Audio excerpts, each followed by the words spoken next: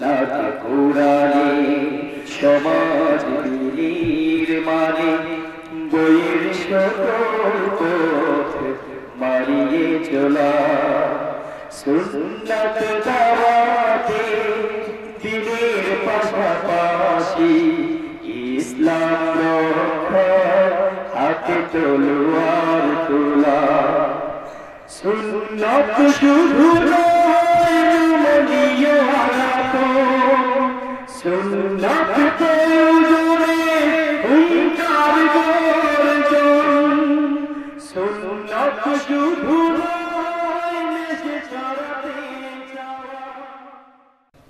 আসসালামু আলাইকুম ওয়া রাহমাতুল্লাহি ওয়া বারাকাতুহু। আপনাদের কি কষ্ট হচ্ছে? ঘুমাই গেছেন? তো সালামের উত্তর আস্তে না জোরে? আমি আবারও আপনাদের সকলকে অভিবাদন জানাচ্ছি, সর্বশ্রেষ্ঠ অভিবাদন। আমরা আওয়াজ করে ডানে বামের সামনে পিছনের কথাগুলো বন্ধ করে দিয়ে সালামের উত্তর নেওয়ার চেষ্টা করি। আবারও আপনাদেরকে জানাচ্ছি আসসালামু আলাইকুম ওয়া রাহমাতুল্লাহি ওয়া বারাকাতুহু।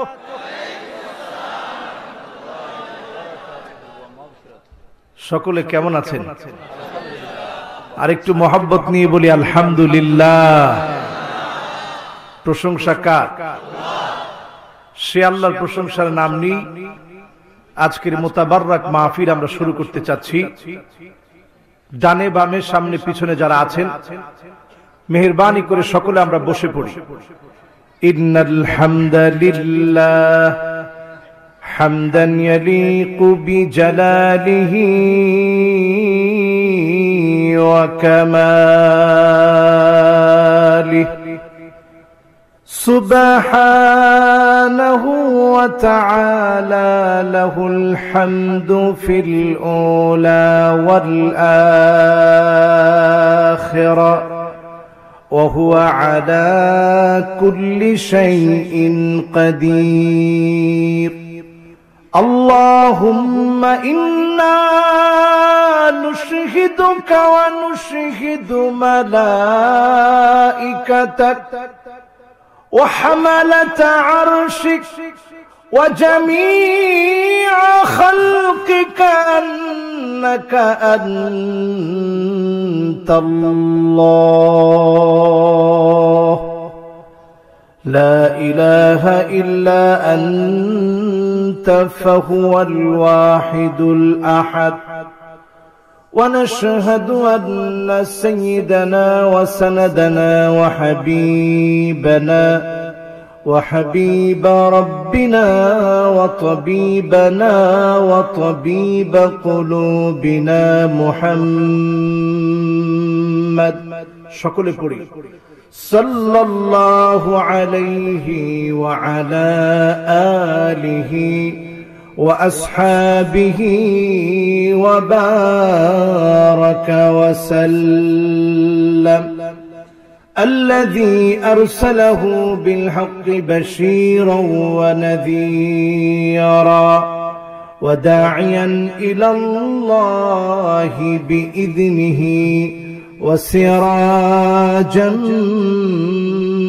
منيرا فقد قال الله تعالى في كلامه المجيد وفي فرقانه الحميد সকলে পড়ি আউযু বিল্লাহি মিনাশ শাইতানির রাজীম বিসমিল্লাহির রহমানির রহিম হাযা বায়ানুল লিন্নাসি ওয়া হুদাও ওয়া মাউইযাতুল লিলমুত্তাকিন ওয়ালা তাহিনু ওয়ালা তাহজানু وأنتم الأعلون إن كنتم مؤمنين صدق الله العظيم وصدق رسوله النبي الكريم ونحن على ذلك من الشاهدين والشاكرين والحمد لله رب العالمين. وقال تعالى في شان حبيبه مخبرا وآمرا إن الله وملائكته يصلون على النبي يا أيها الذين آمنوا صلوا عليه وسلموا تسليما. اللهم صل على سيدنا مولانا محمد وعلى آله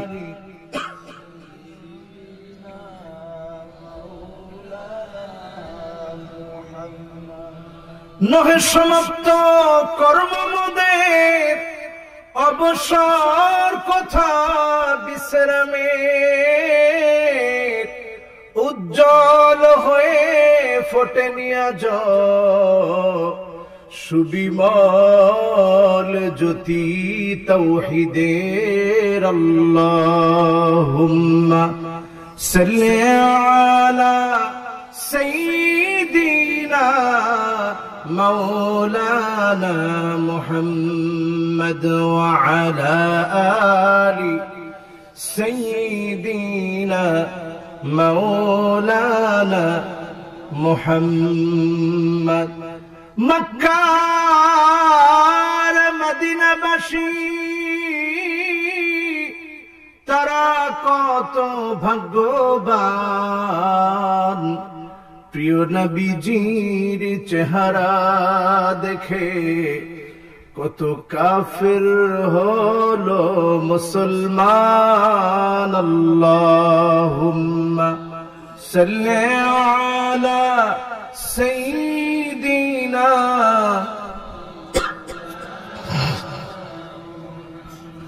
ওয়া আলা আলি مولانا محمد. আজকের এই মুতাবাররাক মরহুম হাজী আব্দুল ওয়াহাব ইসলামী পরিষদের উদ্যোগে আয়োজিত দিগলি রামপুর এলাকাবাসীর যৌথ সমর্থনে যুবকদের আয়োজনে আজকের এই মাহফিলের উপস্থিত সম্মানিত সভাপতি, অত্র মাহফিলের সম্মানিত প্রধান অতিথি, আজকের মাহফিলের বিশেষ অতিথি, আমন্ত্রিত উলামায়ে কেরাম, হাদারাত, প্রাণ প্রিয় এলাকাবাসী, তারুণ্যের উচ্ছ্বাস, দিক দিগন্তের দিকপাল, তরুণ প্রজন্মের আমার তরুণেরা, পর্দার অন্ত আড়ালে শ্রবণরত আমার মা এবং বোনেরা, সকলকে আমি আবারও জানাচ্ছি উহাইয়িকুম বিতাহিয়াতিল ইসলাম, আসসালামু আলাইকুম ওয়া রাহমাতুল্লাহি ওয়া বারাকাতুহু।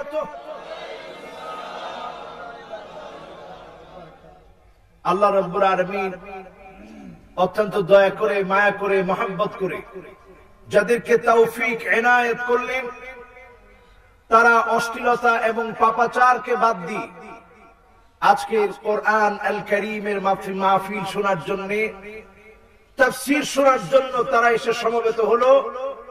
যাদেরকে মুনিবে তৌফিক দান করলেন, আবারও আমরা পড়ে নিচ্ছি কালিমাতুশ শুকর, আলহামদুলিল্লাহ।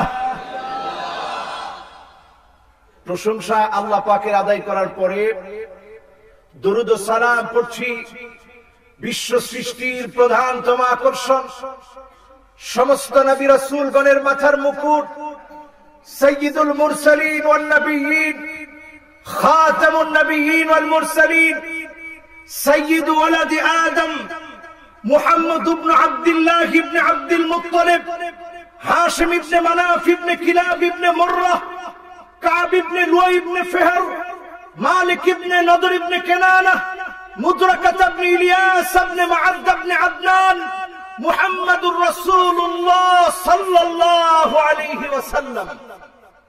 সবাইকে আমরা দরুদটা পড়েছি, যারা পড়ি নাই আসুন আমরা সকলে ওয়াজিব টুকুন আদায় করি, কারণ ওয়াজিব ছেড়ে দিলে সওয়াব হয় না গুনাহ হয়। যে কোনো মাহফিল হোক, আলোচনা হোক, জুমার খুতবা হোক, একবার হুজুরের নাম শুনে সাল্লাল্লাহু আলাইহি ওয়াসাল্লাম পড়াটা ওয়াজিব। পড়াটা কি এই ওয়াজিব কি ছাড়বো না ধরবো? আসুন আজকে আমরা সকলে মহব্বত নিয়ে পড়ি মুহাম্মাদুর রাসূলুল্লাহ সাল্লাল্লাহু আলাইহি ওয়াসাল্লাম। নবী হে, হৃদয়ের সবটুকুন ভালোবাসা আপনার জন্য উজাড় করে দিতে চাই, শুধু মুখে না, কার্যত বিশ্ব নবীর আদর্শকে জীবনে আমরা লালন পালন করতে চাই। ঠিক না বেঠিক?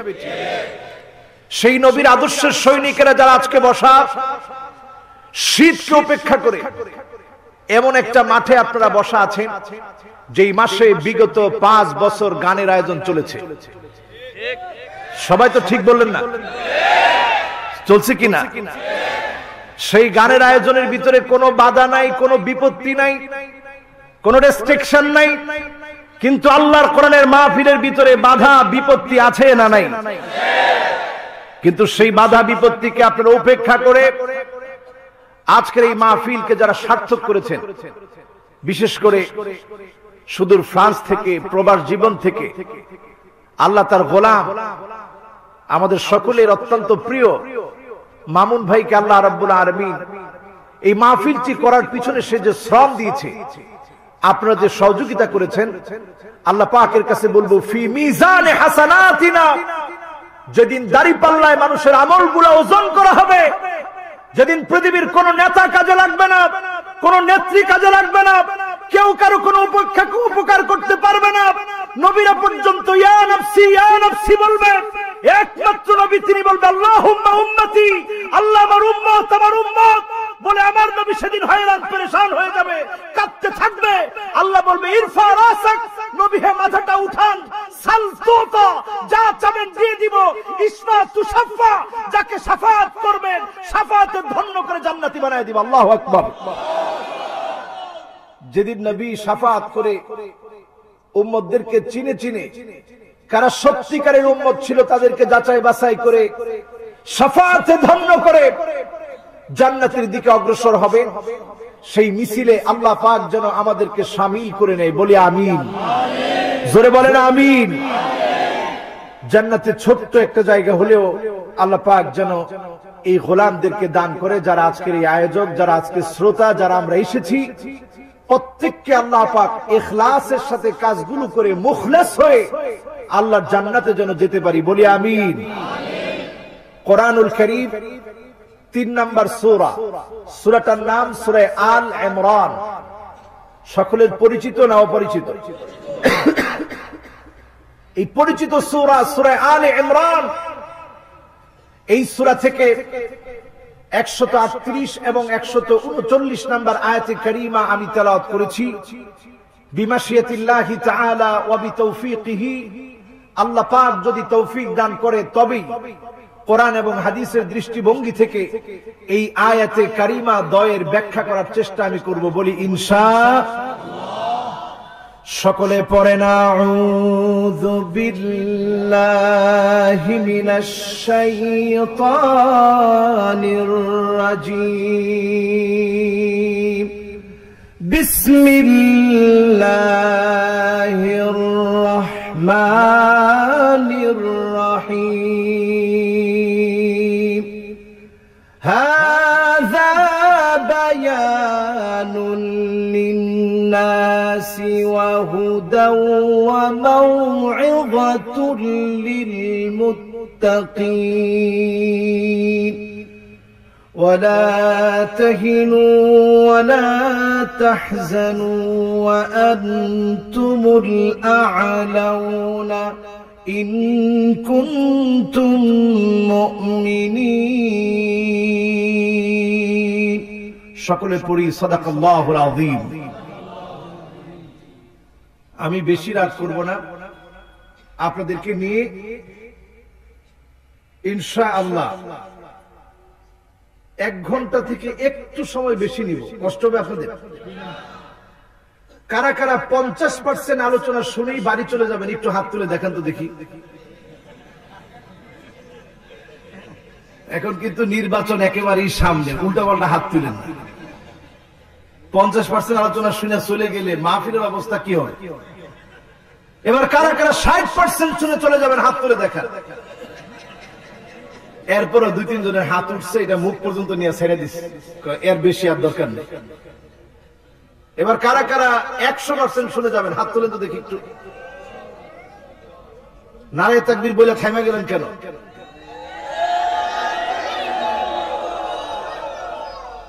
শেষ।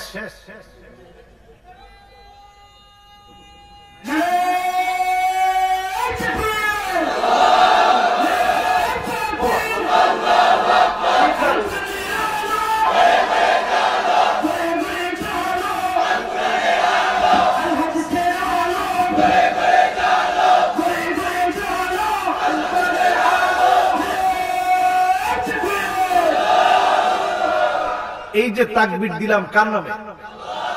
দুঃখ আছে? দেখেন আমাদের মাহফিলের মধ্যে ছোট করে মনে লেখা আছে, একেবারে এমন ছোট করে লেখছে যাতে কেউ পড়তে না পারে।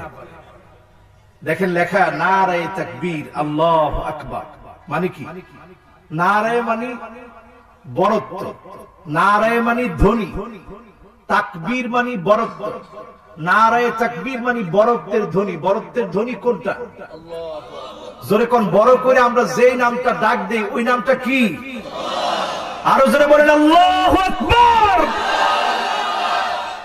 এইটার চাইতে বড় করে কোনো আওয়াজ করা যায় না, ঠিক না ঠিক? এজন্য নারায়ে তাকবীর বললেও অনেকের গায়ের ভিতরে জ্বালা ধরে যায় যে নারায়ে তাকবীর এরা বলে কে, আর কয়জন লোক হইলে এত আওয়াজ হয় কেন, ঠিক না ঠিক? অন্য স্লোগানে এত আওয়াজ হয় না, নারায়ে তাকবীরের স্লোগানে যত আওয়াজ হয়। কথা ঠিক না ঠিক? আমরা মুসলিম, আমাদের স্লোগান হবে নারায়ে তাকবীর আল্লাহু আকবার।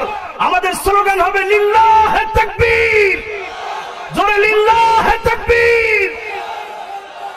এটা আমাদের স্লোগান। এই স্লোগানকে সামনে রেখে আল্লাহ বলছেন হাদা বায়ানুল লিন্নাস। এই কোরআনটা হচ্ছে বায়ান। এই কোরআন স্পষ্ট করে জাতির ভাগ্য নির্ধারণে যা কিছু প্রয়োজন আল্লাহ পাক এই কোরআন আল কারীমের ভিতরে দিয়েছেন। জোরে বলেন সুবহানাল্লাহ। এই কোরআন বায়ান হওয়ার কারণে এই কোরআনের তাফসীর করতে হয়, বিশ্লেষণ করতে হয়, কারণ এই কোরআন আল কারীম নিজেই বায়ান।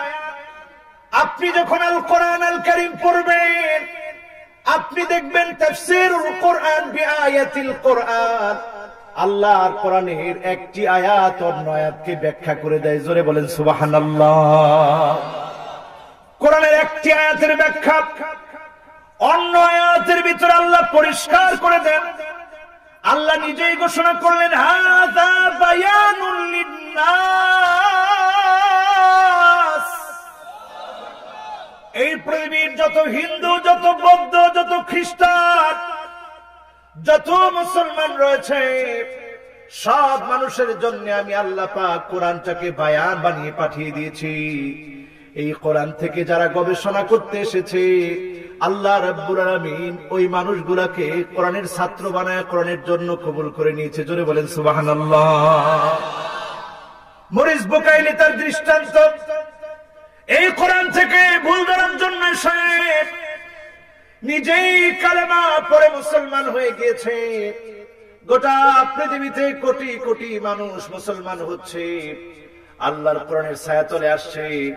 এই জন্য তারা কোরআনের দাবিগুলা মেনে নিচ্ছে, কারণ কোরআন সেই 1450 বছর আগে এমন বিষয়গুলোর বর্ণনা মানুষের সামনে তুলে ধরেছে যেই চিন্তাগুলা মানুষ করতো না, যেই চিন্তাগুলা মানুষ জানতো না, সেই জ্ঞানগুলা কোরআন মানুষের চোখের সামনে তুলে ধরেছে। জোরে বলেন সুবহানাল্লাহ। ক্ষুদ্র একটা পিপিলিকা, যেই পিঁপড়ার কথা মানুষ কল্পনাও করতো না, আল্লাহ পাক পিঁপড়ার নামে একটা সূরা নাজিল করলেন, নাম দিলেন সূরাতুন নামল। সূরাটার নাম কি? সবাই একটু বলেন কি নাম? সূরাতুন নামল। পিঁপড়ার নামে একটা সূরা নাজিল করলেন। ক্ষুদ্র একটা সামান্য পোকা, সামান্য কীট, এই সামান্য পিপিলিকা, সামান্য পিঁপড়া, যার মধ্যে কোনো কান নাই, কিন্তু কান সারা পিঁপড়া শোনে কি করে? আল্লাহ রাব্বুল আলামিন পিঁপড়ার হাঁটু থেকে নিয়ে পা পর্যন্ত মাঝখানে একটা সেন্সর ভাইব্রেশন দিয়ে রেখেছে। ওই ভাইব্রেশনের ভিতরে যখন আওয়াজ করা হয়, ভাইব্রেশনের ভিতরে আওয়াজটা চলে যায়। যখনই আওয়াজটা চলে যায়, পিঁপড়া বুঝতে পারে এখনই কোনো কিছু ঘটতে যাচ্ছে। জোরে বলেন আল্লাহু আকবার। প্রযুক্তিতে আগানো জাপানের বিজ্ঞানীরা, ভূতত্ত্ব গবেষকরা গবেষণা করে দেখে তারা তাদের ভূমিকম্পকে তারা ফিরাতে পারে না।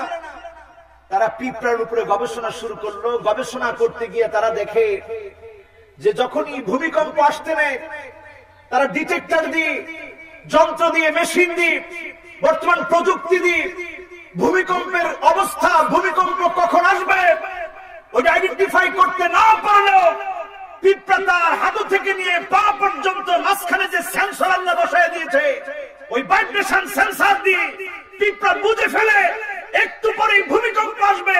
তার চলাচলের গতি চেঞ্জ করে ফেলে। ওই পিঁপড়ার উপরে গবেষণা করে যা জাপানের বিজ্ঞানীরা তারা নিশ্চিত হলো ভূমিকম্প নিয়ন্ত্রণে, ভূমিকম্প কখন আসবে এটা জানার জন্য পিঁপড়াকে দিয়ে তারা জানে, পিঁপড়াকে দিয়ে তারা গবেষণা করে ভূমিকম্প সম্পর্কে তারা সতর্ক হয়। জোরে বলেন আল্লাহু আকবার। যে আল্লাহ তাআলা ক্ষুদ্রই প্রাণ, ক্ষুদ্রই প্রাণী, ক্ষুদ্রই ছোট্ট পিপলিকার ভিতরে গোলামদের মধ্যে শিক্ষা, গোলামদের জন্য শিক্ষা আছে বিদায় এই কোরআনে আল্লাহ রাব্বুল আলামিন একটা সূরার নাম দিলেন সূরাতুন নামল। শুনে আশ্চর্য হবেন, এত বড় মানুষ আমি, আমার পাকস্থলী একটা না দুইটা? সবাই বলেন পাকস্থলী কয়টা? কিন্তু সামান্য পিপিলিকা, তার পাকস্থলী দুইটা। একটার মধ্যে নিজে নিজের জন্য খাদ্য সংগ্রহ করে, নিজে খাদ্য সংগ্রহ করে ভক্ষণ করে, আর আরেকটা পাকস্থলী দ্বীপ নিজের পরিবারের জন্য আরেকটা পাকস্থলী দ্বীপ খাদ্য বাসা পর্যন্ত নিয়ে আসে। এই মহাজ্ঞান যিনি দান করেছেন তিনি কি? শুধু চাই না আমার ভাইয়েরা, এই সামান্য পিপিলিকার ফুসফুস নাই, কিন্তু তার শ্বাস প্রশ্বাস, প্রতিটা নিঃশ্বাস যিনি নিয়ন্ত্রণ করেন তিনি কে? পিঁপড়া যখন কোন শস্য সংগ্রহ করে আনে, ওই শস্য যদি পচে যেতে নেয়, রোদ্রে শুকাতে নিয়ে যায়, এমনকি তার কাছে কিছু প্রোডাক্ট আছে, বিভিন্ন ধরনের শস্য রয়েছে, তখন সেই পণ্যগুলো নিয়ে বাজারে যায়, অন্য পিঁপড়াদের সাথে আদান প্রদান করে, আদান প্রদান করে তার কাছে যেটা আছে সেটা তাকে দেয়, আর অন্য জনেরটা নিয়ে নিজের ঘরে ফিরে আসে। জোরে বলেন আল্লাহু আকবার।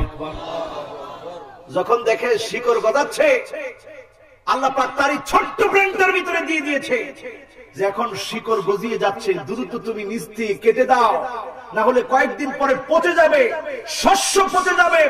এজন্য সামান্য পিঁপড়ার মাথার ভিতরে আল্লাহ তাআলা তার ডিস্কের ভিতরে, তার মেমোরির ভিতরে এই জ্ঞানটুকু মনিব দান করে দিলেন, এখনই কেটে দাও। যখন কেটে দেয় পিঁপড়া নিচ থেকে, তখন আর পচন ধরে না। জোরে বলেন আল্লাহু আকবার। মানুষ সে আল্লাহরে চিনলেন না, সে আল্লাহর বায়ান আল কোরআন বুঝলেন না। আজকে আমার ছেলেরা নাস্তিক হয়ে যাচ্ছে। নাস্তিকদের জন্য বলবো, সূরা নামল পড়ে দেখো, সূরা নাহল পড়ে দেখো। মৌমাছিকে নিয়ে আল্লাহ যে সূরা নাযিল করেছে, পিঁপড়াকে নিয়ে যে সূরা নাযিল করেছে, যদি এই সূরাগুলো তুমি নিরেট মন নিয়ে পড়ো, তুমি বলবা লা ইয়াকুলুল্লাহ, যিনি সবটা সৃষ্টি করেছেন তিনি কে? তিনি হচ্ছেন আমার আল্লাহ তাআলা। এই পিঁপড়ার ভিতরে আল্লাহ কত কিছু দিয়েছে। এই পিঁপড়ার ভিতরে রানী পিঁপড়াকে নেতৃত্ব দেয়, পুরুষ গণটাকে কন্ট্রোল করে। পিঁপড়ার ভিতরে সেনাবাহিনী রয়েছে, পিঁপড়ার ভিতরে চোর পর্যন্ত রয়েছে। আবার চোরের মার বড় গলা, এটা আছে না নাই? গবেষণা করলো এক বিজ্ঞানী, গবেষণা করতে গিয়ে অবাক হয়ে গেছে। পিঁপড়ার কয়েকটা সাউন্ড রেকর্ড করেছে। পিঁপড়ার সাউন্ড গুলো রেকর্ড করে সে হতবাক হয়ে গেল। পিঁপড়া যখনই চুরি করে কোনো কিছু নিজের ঘরে নিয়ে আসছে তার আওয়াজ বড় হয়ে গেছে। আল্লাহু আকবার। মানুষের মধ্যে এই বদ গুণ আছে না নাই? প্রাণীকুল থেকে ছোট্ট ছোট্ট কীট পতঙ্গ থেকে আমরা ভালো গুণগুলো নেব, বদ কোন গুণ নেওয়া যাবে? যেমন মাছির চরিত্রটা একটু কল্পনা করেন। মাছি এটা মুনাফিকের চরিত্রের অধিকারী। ভালো জিনিসের মধ্যে গিয়ে বসে, খারাপ জিনিসের মধ্যে গিয়ে বসে, ভালো থেকে ভালো চালিয়ে মন্দের ভিতরে লাগায় দেয়, আর মন্দ থেকে ভালো চাইনি খারাপটা ভালোটার ভিতরে লাগিয়ে দিয়ে ভালোটার 12টা বাজায় দেয়। ঠিক না ঠিক?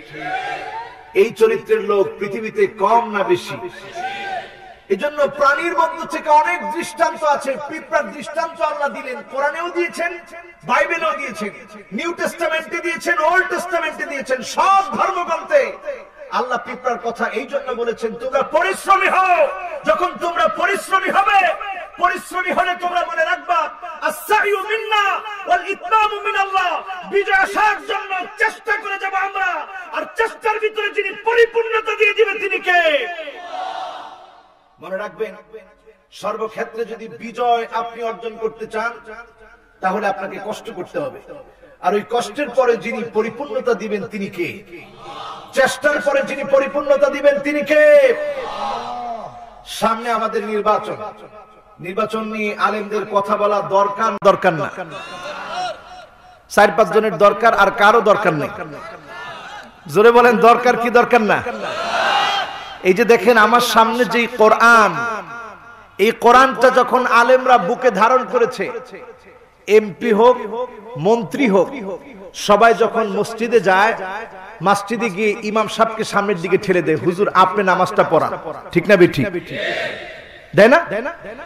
জুমার দিন ইমাম সাহেব সবাইকে সামনে নিয়ে কথা বলে, এমপি মন্ত্রী সামনে বসা। কেন ইমাম সাহেব এই পদমর্যাদা পেলেন? কারণ তিনি আল্লাহর কোরআনটাকে বুকে ধারণ করেছেন। এই 90-95% মুসলমানের বাংলাদেশে আজকে যদি আমরা ইসলাম প্রিয় তাওহীদি জনতারা আল্লাহর কোরআনটাকে সত্যিকার অর্থে বুকে ধারণ করতাম, পার্লামেন্টে আল্লাহর কোরআন যেত, আলেমদের দাম বাড়তো, মুসলমানদের দাম বাড়তো, রাষ্ট্রীয়ভাবে আল্লাহর কোরআনের স্বীকৃতি প্রদান হতো, পার্লামেন্ট থেকে কোরআনের আইন এস্টাবলিশ হতো। ঠিক না ঠিক?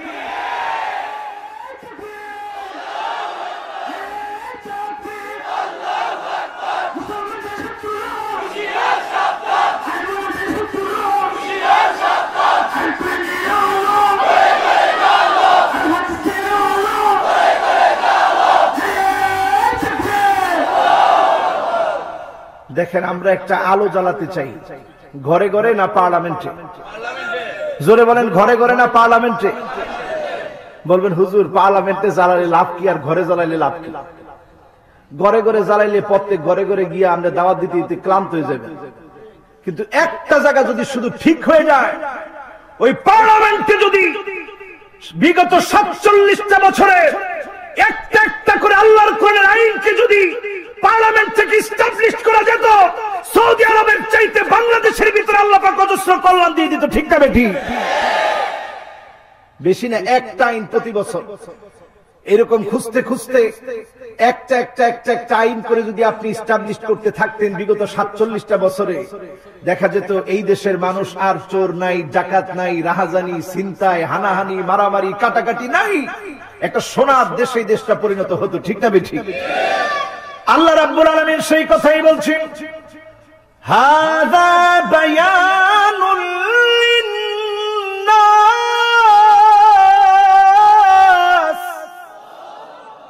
ওয়া হুদাও ওয়া মাউইযাতুল লিলমুত্তাকিন।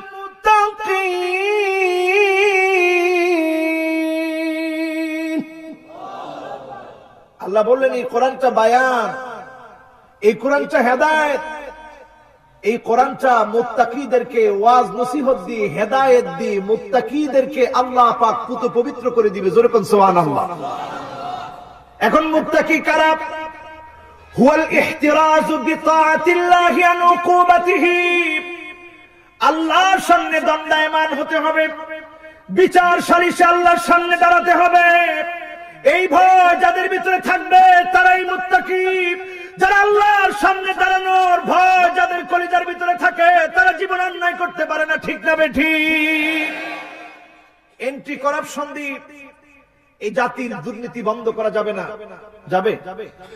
এন্টি করাপশন দিয়ে বন্ধ করা যাবে, দুর্নীতি দমন কমিশন দিয়ে বন্ধ করা যাবে। দুর্নীতি দমন কমিশন দিয়ে এই জাতির দুর্নীতি বন্ধ করা যাবে না, বরং দুর্নীতি দমন কমিশনের ভিতরে দুর্নীতি ঢুকবে, ঠিক না বেঠিক? এই জাতির দুর্নীতি যদি বন্ধ করতে হয়, জাতির মানুষগুলোকে যদি চোর মুক্ত দুর্নীতি মুক্ত একটা দেশ গঠন করতে হয়, আল্লাহর কোরআনের কাছে আসতে হবে। কোরআন যে শাসন নীতি শিখায় ওই শাসন নীতি যদি আমরা মানি, ওই শাসক গোষ্ঠী যদি আমরা পাই, 1 টাকা কারো মেরে খাবে না, কথা ঠিক না বেঠিক? পার্লামেন্টে কয়েকজন আলেম প্রতিনিধিত্ব করার জন্য গিয়েছিলেন। আমাদের দেশে শাসক গোষ্ঠীর পরিবর্তন হয়, এই পরিবর্তনে পার্লামেন্টে যে আলেমরা গিয়েছে চুলচারা বিশ্লেষণ করো, তাদের দুর্নীতি ধরতে পারে নাই, ঠিক না ঠিক? এজন্য আমার ভাইরা, দুর্নীতি থেকে মুক্ত একটি বাংলাদেশ গড়ার যদি আমরা প্রত্যয়ী হই, এখনই সময় এসেছে আল্লাহর ভয় দিয়ে জীবনটাকে আমাদের রাঙাতে হবে। আল্লাহ রাসূল সাল্লাল্লাহু আলাইহি ওয়াসাল্লাম আল্লাহ পাকের কাছে দোয়া করতেন, আল্লাহুম্মা লা তুসাল্লিত আলাইনা মান লা ইয়ারহামুনা। ও আল্লাহ, ওই নেতাদেরকে আমাদের নেতা বানায় দিও না, মান লা ইয়ারহামুনা, যারা আমাদেরকে দয়া করবে না, মায়া করবে না, যারা আমাদেরকে নির্যাতন করবে, জুলুম করবে, যারা আমাদের পথকে, যারা আমাদেরকে রক্তাক্ত করে, রাজপথকে রক্তাক্ত করে দিবে, ওই জালেমদেরকে আল্লাহ তুমি আমাদের নেতা বানাও না। জোরে বলেন আল্লাহু আকবার। এই দোয়া কি আমার না রাসূলের? সবাই বলেন এই দোয়াটা কি আমার না রাসূলের? আমার রাসূল আরেকটা দোয়া করতেন, আল্লাহুম্মা আউইল উমুরানা খিরানা ওয়ালা তুআউইল উমুরানা শিরানা। আল্লাহ তুমি ভালো ভালো মানুষকে আমাদের নেতা বানায় দাও, খারাপ দুশ্চরিত্র যারা আল্লাহকে চিনে না, যারা মুত্তাকি না, তাদেরকে আমাদের নেতা বানায় না। বলেন আমিন। আপনারা বেশি দূরে যাওয়া লাগবে না, হাদিসের কিতাবগুলা ধরবেন, খুলবেন আর পেয়ে যাবেন। রাসূলুল্লাহর দোয়া ছিল এটা। আমরা কি এর বিপরীত দোয়া করার কোন সুযোগ আছে? এবার আসেন ভাইরা আমার, তাকওয়ার একটা উদাহরণ নেন। কষ্ট হচ্ছে আপনাদের? আমি বলছিলাম কতক্ষণ? হ্যাঁ, এটা কিটা আমি কইছি 1 ঘন্টা। 1 ঘন্টা অসুবিধা হবে না তো? বাংলাদেশে ওয়াজ হয় 2 ক্যাটাগরির, একটা হচ্ছে বেশি কথায় কম লাভ, আরেকটা হচ্ছে কম কথায় বেশি লাভ। আপনারা কোনটা নেবেন? মাশাআল্লাহ, সবাই কোনটা নেবেন? কম কথায় বেশি লাভ, এটা নিলে আপনারাও বাঁচেন, আমরাও বাঁচি। তাহলে আমরা কম কথায় বেশি লাভ এই লাইনে আছি ইনশাআল্লাহ। জোরে কোন আল্লাহু আকবার। যারা দাঁড়ায় আছেন একটু কি মেহেরবানি করে আসতে পারবেন? আসেন একটু, আমি দোয়া করবো আপনাদের জন্য। আসেন। ওই যে আমার কালা সুইটার পরা একজন, তারপরে সাইকেল, এই আমি যাওয়া শুরু করছি। আসেন, বসেন, সবাই বসেন। আপনাদের ওয়াজ করবো আজকে যতক্ষণ চান এতক্ষণ ইনশাআল্লাহ। জোরে বলেন ইনশাআল্লাহ। আপনারা তো এইখান থেকে আসছেন, বড় লেখা থেকে কিছু ছেলেরা আসছেন। বড় লেখা কত দূরে? বড় লেখা কত দূরে? বাক্কা দূরে। বাক্কা দূরে না, অত দূরাত্তম ছেলেরা আসছে 40 কিলোমিটার দূর থেকে। আর আপনারা তো এখানে, তো 40 কিলোমিটার দূর থেকে যারা আসছে, কত বড় ত্যাগ তিতিক্ষা দিয়ে আসছে। আপনারা তো এখান থেকে বসে আলহামদুলিল্লাহ শুনতে পাচ্ছেন। এজন্য যারা এসে বসলাম, একজন আমরা মুনাজাত না করে যাব না, বলি ইনশাআল্লাহ। আমার ভাইরা, আমার বন্ধুরা, তাকওয়া তো ওই বিষয়ের নাম। তাকওয়া যখন আপনার ভিতরে চলে আসবে, একজন রাখালের দৃষ্টান্ত দিয়ে শুরু করতে চাই। আব্দুল্লাহ বিন উমর রাদিয়াল্লাহু তাআলা আনহু, খলিফাতুল মুসলিমিন, আমিরুল মুমিনিন হযরত ওমরের সন্তান। জোরে বলেন কার সন্তান? মানে প্রেসিডেন্টের ছেলে, অর্ধ পৃথিবী যিনি শাসন করেন সেই ওমরের ছেলে। দাম কম না বেশি? ওমর রাদিয়াল্লাহু তাআলা আনহুর সন্তান আব্দুল্লাহ বিন উমর তিনি পথ দিয়ে হেঁটে যাচ্ছেন, দেখেন একজন রাখাল অনেকগুলো ছাগল নিয়ে যাচ্ছে। আব্দুল্লাহ বিন ওমর চিন্তা করলেন রাখালটাকে একটু পরীক্ষা করে দেখি। তিনি বললেন বি'নি শাতাম মিনাল গনাম, ও রাখাল তুমি তোমার ছাগলগুলো থেকে একটা ছাগল আমার কাছে বিক্রি করো। জোরে বলেন আল্লাহু আকবার। একটা ছাগল বিক্রি করো। রাখালের ঈমানটা কেমন দেখেন। রাখাল বললেন না, আমি তো ছাগলের মালিক না, কাজী আমি বিক্রি করতে পারবো না। আব্দুল্লাহ বিন ওমর বললেন বোকা রাখাল, তুমি কেন বুঝো না? তোমার মালিক তো বুঝবে না, একটা বিক্রি করবো মাত্র। তিনি বললেন না, আমি বিক্রি করতে পারবো না। কেন পারবো না? এই জন্য পারবো না, আমার মালিক বড় চালাক মানুষ। সকালে যখন ছাগলগুলো দেয় আমার মালিক গুনে গুনে দেয়, আবার সন্ধ্যায় যখন ছাগলগুলা ফিরায় নেয় আমার মালিক গুনে গুনে নেয়, কাজে আমি বিক্রি করতে পারবো না। আব্দুল্লাহ বিন ওমর আরেকটু যাচাই বাছাই করার জন্য রাখালকে গিয়ে বলল, রাখাল তুমি তোমার মালিককে গিয়ে বলবা কদ আকালাহু যিব, বাঘ একটা ছাগলকে খেয়ে ফেলেছে। অথবা তুমি বলবা সাকাতা মিনাল জাবাল ফামাত, পাহাড় থেকে একটা ছাগল পড়ে মরে গিয়েছে। এই কথা বললেই তোমার মালিক বিশ্বাস করবে, তোমার মালিক বিশ্বাস করবে। রাখাল ছেলেটি আকাশের দিকে তাকালো, আকাশের দিকে তাকিয়ে বলল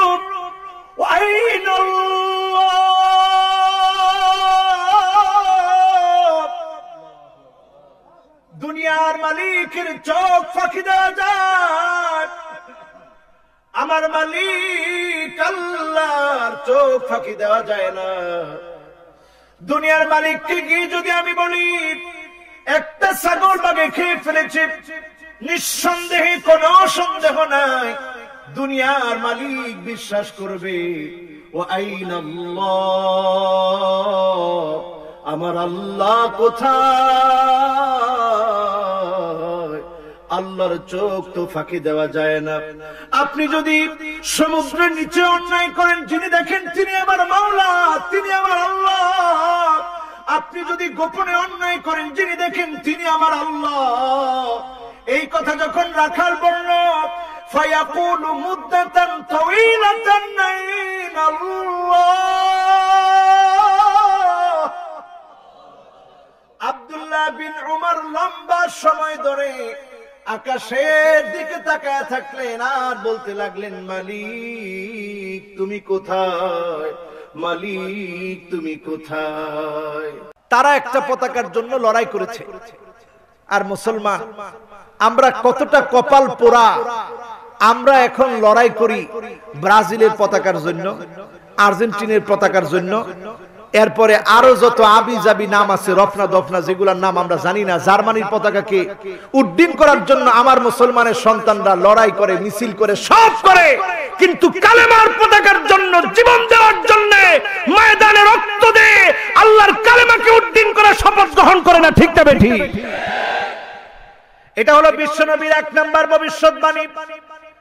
2 নম্বরে আল্লাহর নবী বললেন এমন একটা সময় আসবে আদখালাহুল্লাহু কালিমাতাল ইসলাম, ইসলামের কালেমা সব জায়গায় আল্লাহ উদ্দিন করে দিবেন, আল্লাহর কোরআনকে এস্টাবলিশ করে দিবেন, কালেমার পতাকা পথ করে উড়বে।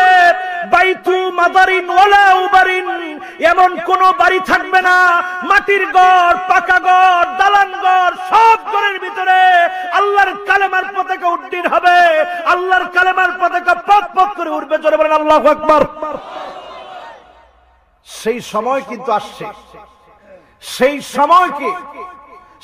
সময়কে সমর্থন দিয়ে সাথে থাকার জন্য কোন কোয়ালিটি দরকার? বদরে, ওহুদে যেই কোয়ালিটি ছিল, আজকেও মুসলমানদের সেই কোয়ালিটি দরকার। কথা ঠিক না বেঠিক? সেই কোয়ালিটি কি? আল্লাহ রাব্বুল আলামিন বলেন ওই কোয়ালিটি হলো ওয়ালা তাহিনু ওয়ালা তাহজানু وأنتم الأعلون إن كنتم مؤمنين। জোরে বলেন আল্লাহু আকবার। সেই কোয়ালিটি কি? আল্লাহ বলেন সেই কোয়ালিটি হলো মুমিনেরা তোমরা চিন্তিত হবে না, মন ভেঙে ফেলবে না, মনটাকে দুর্বল করে ফেলবে না।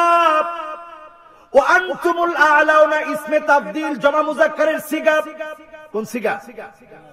জমা মুযাক্কার। ইসমে তাফদীল মানে সবচেয়ে বড় বোঝানোর জন্য ইসমে তাফদীল ব্যবহার করা হয়।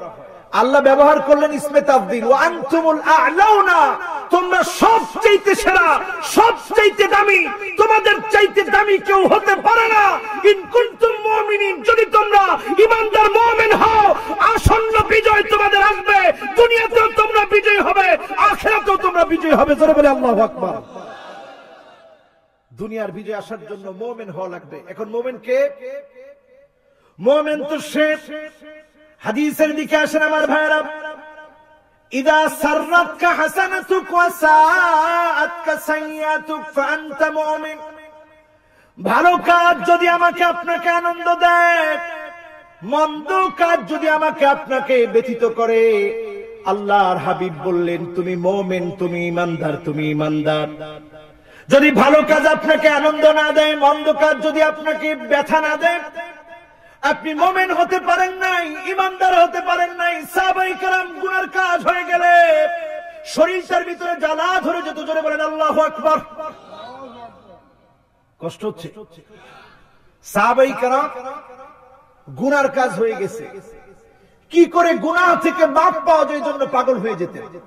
আর আমাদের সমাজের অবস্থা কি? নারী পুরুষ সবাই মিলে গুনার অধ্যায় আছে না নাই? এই মাঠটার ভিতরে 5 বছর গুনার কাজ হয়েছে না সওয়াবের কাজ? সবাই বলেন, গুনার কাজ না সওয়াবের কাজ? এই এলাকার মানুষগুলোই তো আসছেন গুনার কাজে। আইছেন না? আইছেন না? জোরে বলেন আসেন নাই? গুনার কাজ করার পরে যদি আপনার শরীরের ভিতরে জ্বালা না ধরে, সওয়াবের কাজ করার পরে যদি আপনার অন্তরের ভিতরে আরাম না লাগে, শান্তি না লাগে, আপনি মুমিন হতে পারেন না। আল্লাহর নবীর কথা। এখন আপনি চিন্তা করেন, আপনি ঈমানদার, আপনি সুদ খান, ঘুষ খান, অন্যায় ব্যক্তিকে আপনি সমর্থন করেন, অন্যায়কারীর সাথে আপনি চলেন, আপনি অন্যায়ভাবে জুলুম করেন, নির্যাতন করেন, আপনি কি মুমিন হতে পারছেন? জোরে বলেন পারছেন? এইরকম কালেমাওয়ালা যদি কোটি কোটি মাইরও খায়, আল্লাহর কিছু যায় আসে না। ঠিক না বেঠিক? এই জন্য আজকে তাকায় দেখেন সিরিয়ার দিকে মার খায় কারা? বলেন কারা? আপনি তাকায় দেখেন ফিলিস্তিনের দিকে। কোন ফিলিস্তিন? সেই ফিলিস্তিন যেই ফিলিস্তিনে বাইতুল মুকাদ্দাস বিশ্ব নবীর সফরের জায়গা, নবীদের সফরের জায়গা, যেখানে আবার নবী ইমামতি করেছেন, যেখানে একটু পাশেই মুসা আলাইহিস সালামের কবর। আল্লাহর নবী বলেছেন তাহতা শাজারাতিল কাসিফ, বাইতুল মুকাদ্দাসের সামনে একটা ডিবি আছে। এখন তো আর আগের মতো নাই, বুখারীর বর্ণনা। বিশ্বনবী বলেন ওইখান থেকে একটা গাছ আছে জুবজারের মতো, ওই জুবজারের নিচে আমার ভাই মূসা শুয়ে আছে, যেখানে হাজার হাজার নবীর মাকবারা, হাজার হাজার নবী যেই ভূমিতে শায়িত, যেই ভূমিতে হাজার হাজার নবীকে শহীদ করে দেওয়া হয়েছে, সেই বাইতুল মুকাদ্দাস আজকে ইহুদিদের হাতে মুসলমানের বিবেক ঘুমিয়ে গেছে। গোটা পৃথিবীর মুসলমান যদি ঐক্যবদ্ধ থাকতো, এরদোগানের মতো নেতৃত্ব যদি আমরা পেতাম, গোটা পৃথিবী থেকে যদি হুঙ্কার উঠতো, আল্লাহর কসম সালাউদ্দিন আইয়ুবীর মতো বাইতুল মুকাদ্দাস আবার মুসলমানের হাতে আসতো। ঠিক না বেঠিক?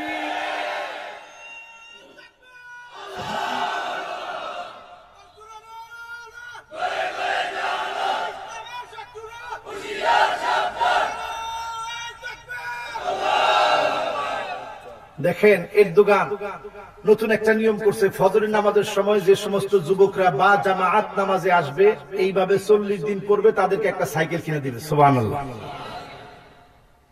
এই এরদোগানের এই যে সুন্দর রীতি, এই রীতি তিনি পেয়েছেন কোত্থেকে? আল্লাহর কোরআন মানার কারণেই তো পেয়েছে। ঠিক না বেঠিক? আমি আমার নিজের চোখে মসজিদে দেখেছি, বিভিন্ন মসজিদে মসজিদে কি তিনি ফজরের নামাজের সময় আসতেন গোপন বেশে। তেমন কোন রাজকীয় ড্রেস নাই, গোপন বেশে চলে এসেছে। প্রেসিডেন্ট একসাথে দাঁড়ায় নামাজ পড়তেছে, নামাজের পরে মাইক হাতে নিয়ে বলে, আইনা শাবাবুনা আইনাল মুসলিমুন, কাইফা তানামুন ওয়াল কুদস ইয়াবকি, বাইতুল মুকাদ্দাস কাঁদতেছে। ও মুসলমানরা, কি করে তোমরা ঘুমাচ্ছো? ঘুমানোর সময় তো এখন না। যুবকেরা জেগে ওঠো, আবার বাইতুল মুকাদ্দাসে ইহুদিদের হাত থেকে ফিরে আন। আল্লাহু আকবার। এই বক্তব্য শোনার পরে শরীরের রক্ত গরম হয়ে যায়। মুর্শি বিভিন্ন মসজিদে মসজিদে গিয়ে নামাজ আদায় করতেন। নিজেই তারাবির নামাজের মধ্যে ইমামতিতে দাঁড়িয়ে যেতেন। শাসক যদি এমন হয়, ওই জাতির ভাগ্যকে যিনি পরিবর্তন করে দিবেন তিনি কে? ভাগ্যের পরিবর্তন যখন হতে নিয়েছে, সেই ইহুদি, ইসরায়েলের সেই ইহুদিরা মুসলমানদের বিরুদ্ধে চক্রান্ত করলো। দুর্ভাগ্য মুসলমানদের জন্য, মুসলমান মুর্শির মতো নেতা হারিয়েছে। আজকে যদি মুসলমান মুর্শির মতো নেতাকে পেয়ে যেত, এরদোগান এবং মুর্শি মিলে তিউনিসিয়া ইসলামী বিপ্লব হতো। তিউনিসিয়ার ওই বিপ্লব পুরো আরব ভূখণ্ডে ছড়িয়ে পড়ত। খেলাফতের একটি মানদণ্ড মুসলমানের জন্য গোটা পৃথিবীতে ছড়িয়ে পড়ে, খেলাফত কায়েম হয়ে যেত। ঠিক না বেঠি?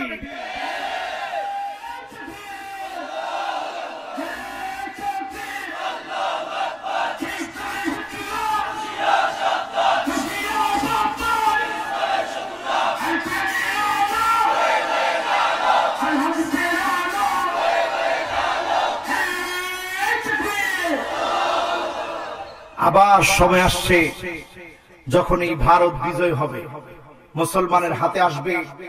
800 বছর এই ভারতকে মুসলমান শাসন করেছে। যদি মুসলমানরা চাইতো, ভারতে একটা হিন্দু বসবাস করতে পারত না, এবং পারত না। ঠিক না বেঠি? কিন্তু মুসলমান কখনো কারো উপরে কোনো কিছু চাপিয়ে দেয় না। 800 বছরের ইতিহাস এই কথা প্রমাণ করতে পারবে না আমরা চাপিয়ে দিয়েছি। বরং 800 বছর আমরা আদর্শ দিয়েছি। ওই আদর্শের পরে তারা আমাদেরকে ঠকিয়েছে, ছিনিয়ে নিয়েছে। আবার বিজয় আসবে, পুরো ভারত উপমহাদেশে ইসলামী বিজয় ছড়িয়ে পড়বে। কালেমার ঝান্ডা, কালেমার পতাকা উড্ডীন হবেই হবে, হবেই হবে, হবেই হবে। ঠিক কিনা?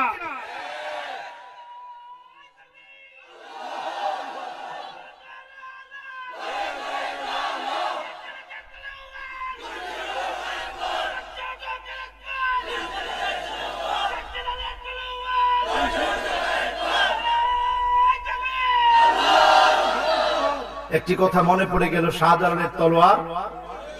জোরে বলেন, শাহজালালের তলোয়ার। আমাদের সুফি সাধক তো তারা ছিল এক হাতে তসবিহ সালাত, আরেক হাতে শক্ত তীর। যেমন ছিল সুফি সাধক, তেমনি ছিল তারা রণবীর। রণাঙ্গনে তারা, জিহাদের ময়দানে তারা হুঙ্কার ছেড়েছে, তরবারি উঁচু করে বাতিলের বিরুদ্ধে তারা দাঁড়িয়েছে। আবার তাহাজ্জুদের জায়নামাজে চোখের পানি ছেড়ে তারাই আল্লাহর কাছে কেঁদেছে। ঠিক না বেঠি? আমরা আজকে কাজগুলাকে ভাগ ভাগ করে ফেলছি। ইমানদার মুমিনরা আমরা অনেকেই মনে করতেছি নামাজ পড়তেছি, জিকির আজকার করতেছি, আল্লাহকে ডাকতেছি, আমরা তো নিশ্চিত জান্নাতি।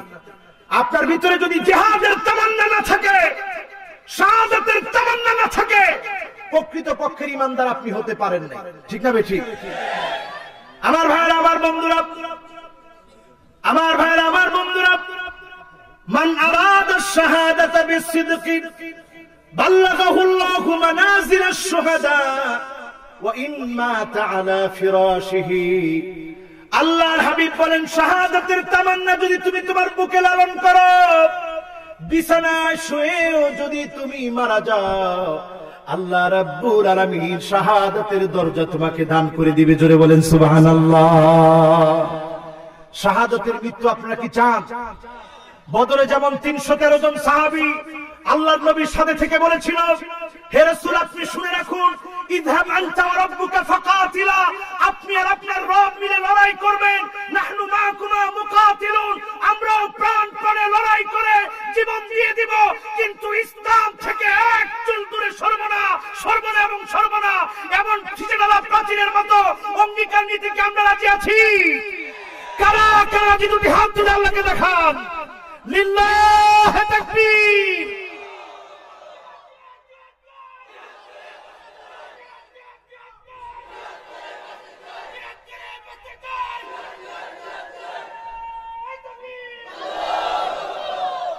এবার আমার ভাইরা মনটা একটু নরম করেন। উহুদ প্রান্তে শহীদ হলো কতজন সাহাবী? সবাই বলেন কতজন? উহুদ প্রান্তে শহীদ হলো কতজন সাহাবী? 70। জোরে বলেন কতজন? 70 জন সাহাবীর মধ্য থেকে হযরত হানজালা রাদিয়াল্লাহু তাআলা আনহুকে আল্লাহ রাব্বুল আলামিন এমন মর্যাদা দান করলেন, গাসীলুল মালায়েকা বানায় দিলেন। কারণ কি? কেন আল্লাহ এত সম্মান দান করলেন? জিহাদের আওয়াজ যখন কানের ভিতরে আসলো, হযরত হানজালা যখন শুনলেন আন-নাফীর, এই আওয়াজটা ছিল জিহাদের ডাক, এই আওয়াজটা ছিল জিহাদের আহ্বান। এই আন-নাফীর আওয়াজটা যখন হানজালা রাদিয়াল্লাহু তাআলা আনহুর কানের ভিতরে পৌঁছে গেলেন, তিনি তখন স্ত্রী জামিলার সঙ্গে বাসর রাত কাটিয়ে, বাসর রাতে স্ত্রীর সঙ্গে কোনো সম্পর্ক তিনি করেন নাই। সকালবেলায় সম্পর্ক হয়েছে পুষ্প কারণে, মায়ার বন্ধনে স্ত্রীর সঙ্গে যখন তিনি ছিলেন আলিঙ্গনে, আন-নাফীর শব্দটা যখন শুনলেন, আর এক মুহূর্ত দেরি নেই, জিহাদের জন্য তিনি প্রস্তুত হয়ে গেলেন। গোসল করার সময়টুকু তিনি দিলেন না। রণাঙ্গনে এসে যখন লড়াই করছেন, কাফেরের আঘাতে হানজালা রাদিয়াল্লাহু তাআলা আনহু শহীদ হয়ে উহুদ প্রান্তে লাশ যখন পড়ে রয়েছে, সাহাবায়ে কেরাম হানজালার লাশটা খুঁজে পায় না। একজন মহিলা দৌড়ে এসেছে, বিশ্ব নবীকে বললেন, ইয়া রাসূলুল্লাহ সাল্লাল্লাহু আলাইহি ওয়াসাল্লাম, আমার নাম জামিলা, আমি হানজালার স্ত্রী। আমার দিকে একটু তাকায় দেখেন, আমার হাতের মেহেদি শুকায় না। আপনি খুরমা বিতরণ করেছিলেন, আপনি বিবাহ পড়িয়েছিলেন। হানজালা সকালবেলায় তার উপরে গোসল ফরজ হয়েছে, গোসল না করে চলে এসেছে, জিহাদের ময়দানে চলে এসেছে। আল্লাহর নবী দেখলেন হানজালাকে ফেরেশতারা গোসল দিচ্ছে, কারণ শহীদদেরকে গোসল করাতে হয় না, শহীদের রক্ত আল্লাহর কাছে এত দামি। এই রক্ত মাখা পোশাকটা পরে শহীদ আল্লাহর কাছে দাঁড়ায় যাবে, আল্লাহর আদালতে সেদিন মামলা করবে। ওয়ায়ুহাল্লা হুল্লাতাল ঈমান, ঈমানের পোশাক পরে, শহীদের রক্তাক্ত পোশাক পরে দাঁড়ায় গিয়ে বলবে, মালিক কোন কারণে আমাকে রক্তাক্ত করা হয়েছিল, কোন কারণে আমাকে সেদিন ফাঁসি দেওয়া হয়েছিল, কোন কারণে সেদিন আমাকে গুলি করা হয়েছিল, কোন কারণে সেদিন আমাকে জবাই করা হয়েছিল, কোন কারণে সেদিন আমার চোখ উপড়ে ফেলা হয়েছিল। শহীদ যখন আল্লাহর কাছে মামলা করে দিবে, আল্লাহর আদালতে কোন জালেম সেদিন কথা বলতে পারবে না, ঠিক না বেটি? হযরত হানজালার লাশটাকে ফেরেশতারা গোসল করে দিচ্ছে, পানিগুলা টপ টপ করে পড়তেছে। এই বরকতপূর্ণ পানি গোসল করে দি হযরত হানজালার দামটা এত বাড়ায় দিল। গাসিলুল মালাইকা, ফেরেশতাদের দ্বারা গোসল হওয়া সাহাবী হানজালা। একটু কল্পনা করেন, যাকে বিয়ে করলেন তিনি আব্দুল্লাহর মেয়ে। কোন আব্দুল্লাহ? আব্দুল্লাহ বিন উবাই বিন সালুল। যে উবাই ছিল মুনাফিক, তার ছেলেটা ছিল পাক্কা ঈমানদার মুমিন। জোরে বলেন আল্লাহু আকবার।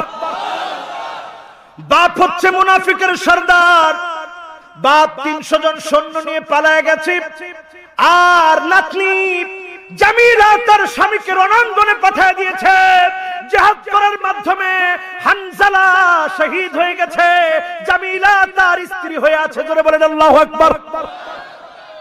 হযরত উসাইর রাদিয়াল্লাহু তাআলা আনহু উহুদ যুদ্ধের একদিন আগেও তিনি ইসলাম গ্রহণ করেন নাই। যখনই উহুদ যুদ্ধটা এসে পড়েছে, আল্লাহর নবীকে গিয়ে বললেন, ইয়া রাসূলুল্লাহ, আমি যদি এখন কালেমা পড়ি, মুসলমান হই, এখন যদি মুসলমান হই আর জিহাদে যাই, আল্লাহ কি আমাকে জান্নাত দিবে?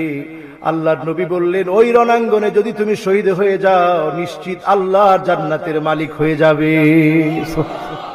হযরত উসাইরাম চলে গেলেন, সাহাবায়ে কেরাম কেউ জানেন না তিনি মুসলমান হয়েছে। শহীদদের লাশগুলোকে যখন কাউন্ট করতেছে, দেখে তখন উসাইরামের প্রাণটা চলে যায় না, কাতরাচ্ছে কাতরাচ্ছে, জীবনটা যায় যায়। সেই সময় সাহাবায়ে কেরাম বলল, উসাইরাম তুমি কি গোয়েন্দাগিরি করতে এসেছিলে?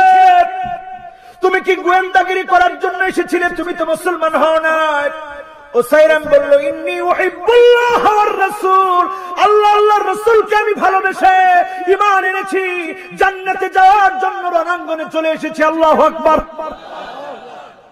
সাহাবায়ে কেরামের চোখের সামনে কালেমা উচ্চারণ করতে করতে, লা ইলাহা ইল্লাল্লাহ পড়তে পড়তে উসাইরাম দুনিয়া থেকে চলে গেলেন।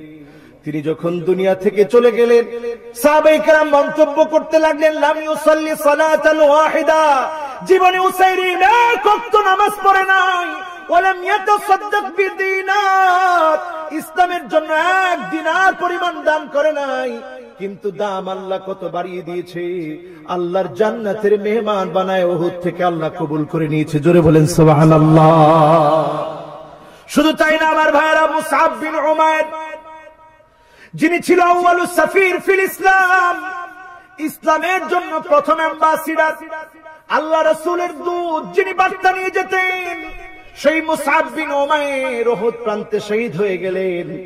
যখন শহীদ হয়ে গেছে, সাহাবায়ে কেরাম রাসূলকে ডেকে আনলেন, ইয়া রাসূলুল্লাহ, এক টুকরা কাপড় পর্যন্ত নাই, শুধু এক টুকরা কাপড় আছে। মুসআবের মাথাটা ডাকলে পাটা বের হয়ে যায়, পা ডাকলে মুসআবের মাথাটা বের হয়ে যায়। আল্লাহু আকবার। আল্লাহর নবী কেঁদে ফেললেন, বললেন, সাহাবীরা রে, আমার মুসআবের মাথাটা ডেকে দাও, পাটা ইদখির নামক গাছ দিয়ে ডেকে দাও।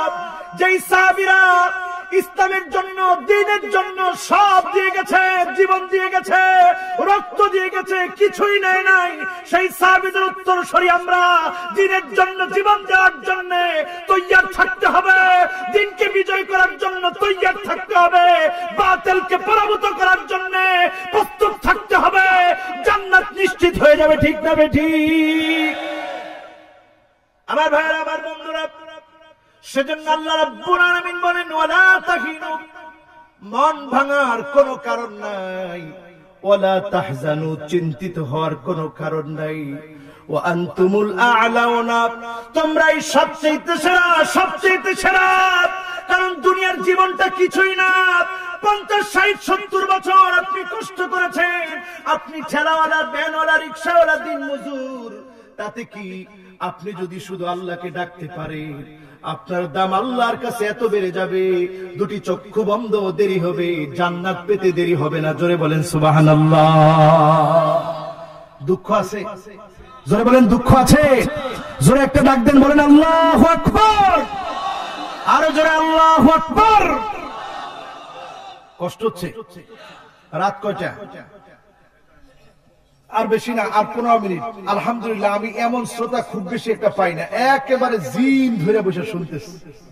কারণ এই সিলেটের মাটি, এটা বরকতে ঘেরা মাটি। আলহামদুলিল্লাহ বলবেন না? জোরে কোন? সিলেটের মাটি বরকতে ঘেরা মাটি। এই মাটির ভিতরে ইসলামের কাজ কম না বেশি? ইসলাম বোঝা মানুষের সংখ্যা কম না বেশি? আরো জোরে, কম না বেশি? এই মাটি থেকে আমরা চাই আল্লাহর কোরআন বিজয়ী হোক। এই মাটি থেকে আমরা চাই আবার ঐক্যবদ্ধ হয়ে মুসলমান এক থাকবে। মুসলমান এক থেকে যদি রণাঙ্গনে অবস্থান নেয়, বদরে যেমন বিজয় এসেছে, প্রত্যেকটা যুদ্ধে যেমন বিজয় এসেছে, মুসলমানদের পক্ষে বিজয় হবে। ঠিক না ঠিক?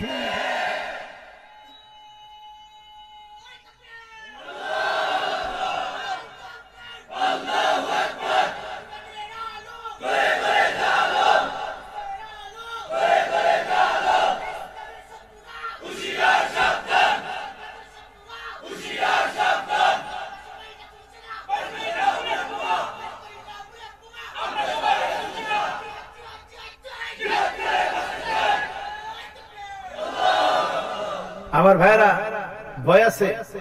জোরে কোন ভয় আছে? ভয় পেয়ে কি করবেন? এই জীবন তো একদিন দিতে হবে। কার জন্য দেব?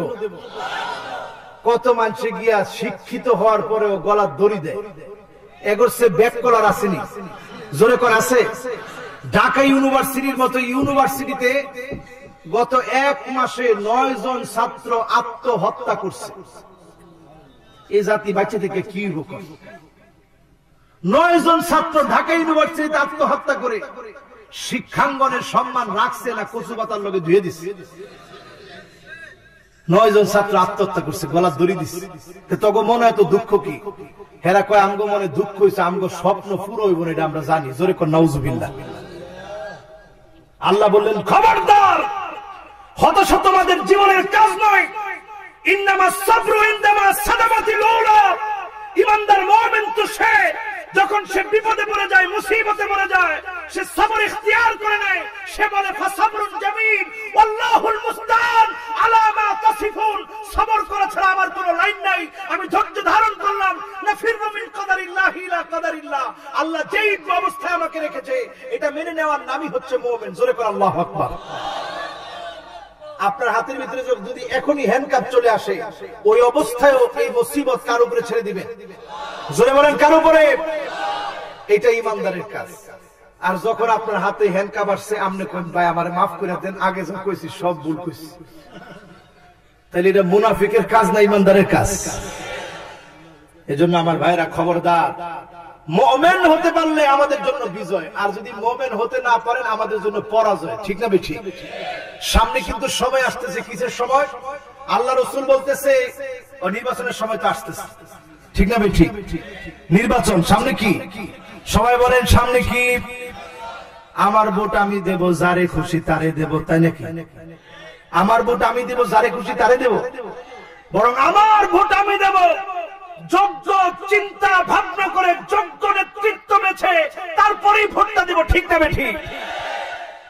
ভোটটা এত সোজা মনে করেন, এটার নাম একটা সমর্থন। সমর্থনটা কেমন?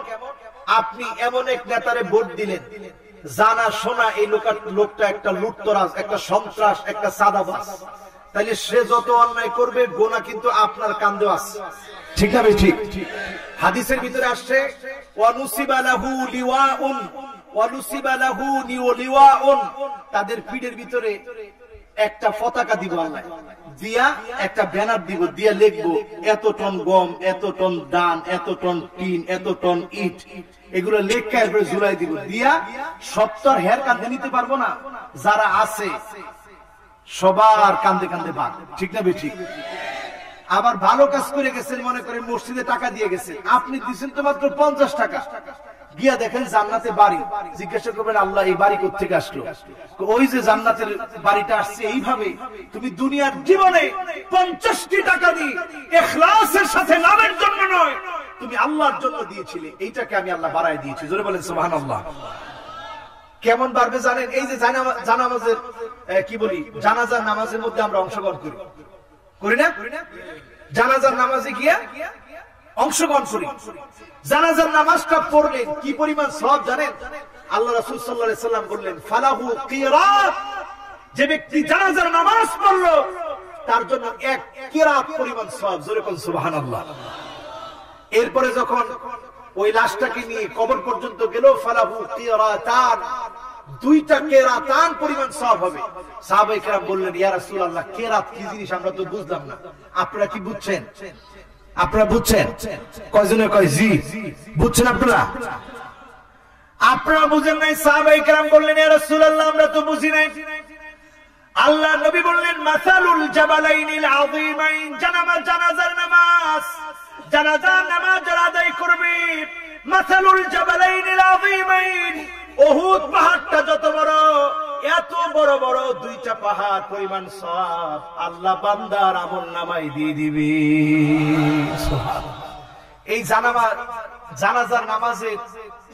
জানাজার নামাজ যেটা আমরা আদায় করি, এই জানাজার নামাজ সালাতুল জানাজা, এই জানাজার নামাজ এই জন্য সম্মানী, কারণ এটা জীবনের, জোরে কোন জীবনের, এই নামাজে যাওয়ার পরে মনে রাখবি সাল্লু ক্বাবলা আন তুসাল্লা আলাইহি, নামাজ পড়ো, নামাজ পড়ো, একদিন তোমার উপরে জানাজার নামাজ দাঁড়ায় যাবে, আত্মীয় স্বজনের চোখে চোখে পানিগুলা বের হবে, মায়ের চোখে পানি, বাপের চোখে পানি। সন্তান হয়ে মা বাপকে আপনি কবরে রাখবেন, মা বাপকে ওই খাটিয়ার উপরে রেখে সাদা কাফনের কাপড়টা জড়ায় আপনি যখন জানাজার নামাজের জন্য দাঁড়াবেন, মনে করা দরকার সাল্লু ক্বাবলা আন তুসাল্লা আলাইক, নামাজ পড়ো, নামাজ পড়ো। তোমার উপর একদিন জানাজার নামাজ দাঁড়ায় যাবে, ওই নামাজ দাঁড়িয়ে গেলে আর কোন নামাজ পড়া যায় না। ঠিক না বেঠিক? সবাই ঠিক বললেন। আজকে এশার নামাজ যারা পড়েন নাই, কারা কারা পড়বেন? কোন লজ্জা নেই, হাত তুলে তো দেখি। মানে সবাই পড়ছেন, মাশাআল্লাহ। এই যে আল্লাহর কটা গোলাম হাত তুলছে, এদের লজ্জা নাই, আল্লাহর কাছে হাত তুলছে। আল্লাহ কোনো লজ্জা করি না, আজকে নামাজ পড়বো, আগামী দিন থেকে নামাজ আর ছাড়বো না। কারা কারা ছাড়বেন না হাত তুলে আল্লাহর জন্য? জোরে কোন আল্লাহ, আরো জোরে কোন আল্লাহ। জীবনে আর নামাজ ছেড়ে দেব না। জোরে বলেন, নামাজ ছেড়ে দেব না। রাজি আছেন? হাতগুলো নামাজ, নামাজ ছেড়ে দিয়ে না। যদি আপনারা এত বোঝানোর পরও নামাজ ছেড়ে দেন, মাহফিলের হক আদায় হবে, মাহফিলের হক আদায় হবে। আল্লাহ অনেক মেহেরবানি করে, দয়া করে আমাদের মাহফিলের সুযোগটা দিচ্ছে নির্বাচনের আগে। এই নির্বাচনের আগে খুব ভয় থাকে, না জানি হুজুররা কি থেকে কি করে ভয়। নায়ক বলবে, গায়ক বলবে, গায়িকা বলবে, ফুটবলার বলবে, ক্রিকেটার বলবে, হুজুরা বলা দরকার আছে না? এই জোরে বলেন, হুজুরা বলা দরকার আছে না?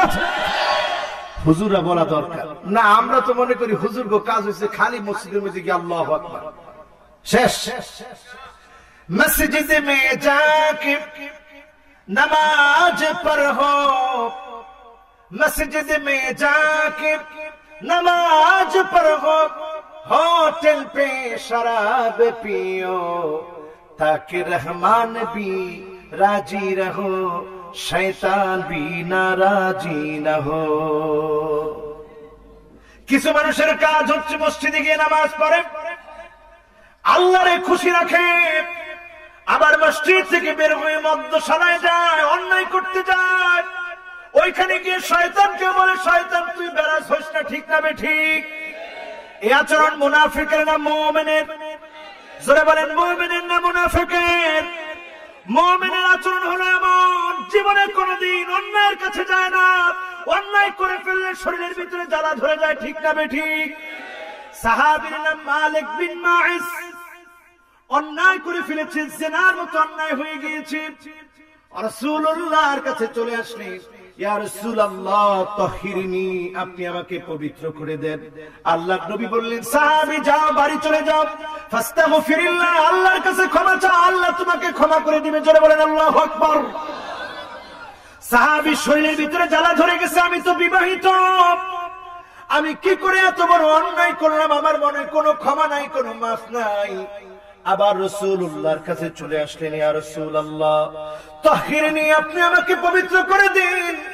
আল্লাহর নবী বললেন, ফাস্তাগফিরিল্লাহ, ইযা বিল বাইত ফাস্তাগফিরিল্লাহ, যাও যাও, ঘরে চলে যাও, আল্লাহর কাছে ক্ষমা চাও, আল্লাহ তোমাকে মাফ করে দিবে। কিন্তু সাহাবীর মনটা মানে না, সাহাবীর মনটা এখনো মানে না। সাহাবী আবার রাসূলুল্লাহর কাছে চলে আসলেন, ইয়া রাসূলুল্লাহ সাল্লাল্লাহু আলাইহি ওয়াসাল্লাম, আমি গুনাহ করে ফেলেছি, আমাকে পবিত্র করেন। আল্লাহর নবী বললেন, ঘরে চলে যাও, আল্লাহর কাছে ক্ষমা চাও। সাহাবী ঘরে চলে গেলেন, তিনবার ফিরায় দিলেন রাসূলুল্লাহ। তিনবার ফিরায় দেওয়ার পর চতুর্থবার সাহাবী এবার আসলেন, এসে বললেন, তাহিরনি ইয়া রাসূলুল্লাহ, ওগো আল্লাহর নবী, আপনি আমাকে পবিত্র করে দেন। আল্লাহর নবী বললেন, সাহাবী তিনবার তোমাকে ফিরায় দিয়েছিলাম, বাড়িতে পাঠিয়ে দিয়েছিলাম, চতুর্থবার তুমি আসলা, কি অন্যায় করেছো? সাহাবী বলল, ইয়া রাসূলুল্লাহ ইন্নী জানাইতু, আমি জিনা করে ফেলেছি, আমার স্ত্রী আছে, এখনি পাথর মেরে মেরে রক্তাক্ত করে আমাকে আপনি পবিত্র করেন, আল্লাহর জাহান্নামের আগুন থেকে আমি বাঁচতে চাই। জোরে বলেন আল্লাহু আকবার। আল্লাহর নবী সাহাবায়ে কেরামদেরকে লক্ষ্য করে বললেন, সাহাবীরা শোনো, আশারি বা খামরা আমার মাইজ বিন মালিক কি মদ পান করেছে। আমার সাহাবী যদি মদ পান না করে নিজের জীবন নিজে দেওয়ার জন্য চলে আসার কথা না। ও সাহাবীরা রে, আমার মালিক কি মদ পান করেছে? সাহাবীরা বলল, না না ইয়া রাসূলুল্লাহ, মালিক মদ পান করে নাই। আল্লাহর নবী বললেন, তাহলে কি আমার মালিক পাগল হয়ে গেছে? আহুয়া মাজনুন, আমার মালিক যদি পাগল না হয় জেনে শুনে এত বড় শাস্তি হবে, এই শাস্তি মেনে নেওয়ার কথা না। সাহাবায়ে কেরাম বললেন, ইয়া রাসূলুল্লাহ, সাহাবী মালিক বিন মাইজ তো পাগল না। আল্লাহর নবী বললেন, তাহলে কেন চলে আসছে? গর্ত খনন করো। গর্ত খনন করা হলো, একটার পরে একটা পাথর মারা হলো। মালিক বিন মাইজের রক্তগুলা ছিটে একজন সাহাবীর গায়ে এসে পড়লো। সাহাবীর গায়ে যখন এসে পড়েছে, সাহাবী বলল, মালিক বিন মাইজের এই পচা রক্ত কেন আমার গায়ে এসে লাগলো? আল্লাহর নবী বললেন, না না সাহাবী, আমার মালিক বিন মাইজ কেমন কথা বলো না। তিনবার মালিককে ফিরে দিয়েছি, তারপরেও আমার মালিক জাহান্নামের ভয়ে চলে আসছে। দুনিয়াকে সে লজ্জা পায় নাই, দুনিয়ার শাস্তিকে শাস্তি মনে করে নাই, আখিরাত থেকে জাহান্নাম থেকে বাঁচার জন্য এসেছে। লাকাদ তাবা তাওবাতান, আমার মালিক এমন তওবা করেছে, যদি ওই তওবাকে আমার সব উম্মতের ভিতরে বন্টন করে দেওয়া যেত, আমার সব উম্মতের গুনাহ ক্ষমা হয়ে গিয়ে মালিক বিন মাইজের তওবা অবশিষ্ট থেকে যেত। আল্লাহু আকবার। এই ছিল সাহাবায়ে কেরামের তওবা, এই ছিল সাহাবায়ে কেরামের গুনার পেরেশানি। কিন্তু দুঃখজনক সত্য, মুসলমান আজকে আমরা ঈমানের দাবি করি, গুনাহকে গুনাহ মনে করি না। নামাজ তরক হয়ে যায়, গুনাহ মনে করি না। শুধুমাত্র গুনার পরে আল্লাহ আমাদের চেহারা বদলায় দেয় না। এই জন্য বদলায় দেয় না কারণ আমার নবী শ্রেষ্ঠ নবী, সাইয়্যিদুল মুরসালিন, খাতামুন নবিয়্যিন, উম্মতের জন্য দোয়া করেছিলেন, আল্লাহ অন্যান্য নবীর উম্মতদেরকে চেহারা পাল্টায় দিয়েছেন, বানর বানায় দিয়েছেন, খিনজির বানায় দিয়েছেন, শূকর বানায় দিয়েছেন। আল্লাহ আমার উম্মতের চেহারা আপনি পাল্টায় দিয়েন না। আল্লাহু আকবার। মাছ ধরে খাইছে, মদ খাওয়ার চেয়ে ছোট না বড় অপরাধ? জোরে বলেন, ছোট না বড়? মাছ ধরে খাইছে, মাছ, এটা কি হয়েছে? কিন্তু নবী তেলাওয়াত করেছে, আল্লাহ একটা সীমানা দিছে। আল্লাহ সীমানা অতিক্রম করা হারাম। মাহারিমুহু, একটা একটা হারাম কাজ যখন বান্দা করে, আল্লাহ সীমানা অতিক্রম করে। আল্লাহ সীমানা যখন বারবার অতিক্রম করে, আল্লাহ পাক একটা পর্যায়ে সংশোধনের জন্য এমন আযাব ফেলে দেয়, ওই জাতির ভাগ্য পরিবর্তন করে দেয়, ওই জাতির ভিতরে আযাব ফেলে দিয়ে তস তস তস তস করে দেয়, টুকরা টুকরা করে দেয়। ঠিক না ঠিক? লূত আলাইহিস সালাতু ওয়াস সালামের কওম সমকামিতার মতো পাপাচারিতায় লিপ্ত ছিল। আল্লাহ তাদেরকে রাখছে না শেষ করছে? একটু তাকায় দেখেন, আজকে ভারতের মধ্যে পর্যন্ত, আপনাদের পাশের দেশ ভারতের চ্যানেলগুলো দেখেন কি মনোযোগ দিয়ে। এই ভারত তারা সমকামিতাকে বৈধ করেছে। নাউজুবিল্লাহ, বাড়িতে গিয়ে বললেও চলবে। সমকামিতাকে বৈধ করে দিয়েছে যে ভারত, তাদের চ্যানেলগুলো দেখেন। বিশেষ করে মা বোনদের জন্য আফসোস, আজকে মা বোনরা ভারতের এই চ্যানেলগুলা দেখে নগ্নতা, বেহায়াপনা, অশ্লীলতা তারা শিখছে। ঠিক না বেঠিক? কানের দুল এইখানে না দিয়া ভুরুর দুল দেয় এইখানে। দেখছেন এরকম বেডি মানুষ? এগুলো শরম যে কোন জায়গায় আল্লাহ জানে। এরপর ঠোঁটের মধ্যে পর্যন্ত না রিং লাগায়, জিব্বার মধ্যে পারলে জিব্বাটা কানা করে রিং লাগায়। ও কাররামনা বানি আদম, তুমি তো বনি আদম, তোমার মাথাকে আল্লাহ উঁচা করে দিয়েছে, সব প্রাণী থেকে, সব সৃষ্টি থেকে আল্লাহ তোমার শ্রেষ্ঠ বানায় দিয়েছে। সুবহানাল্লাহ।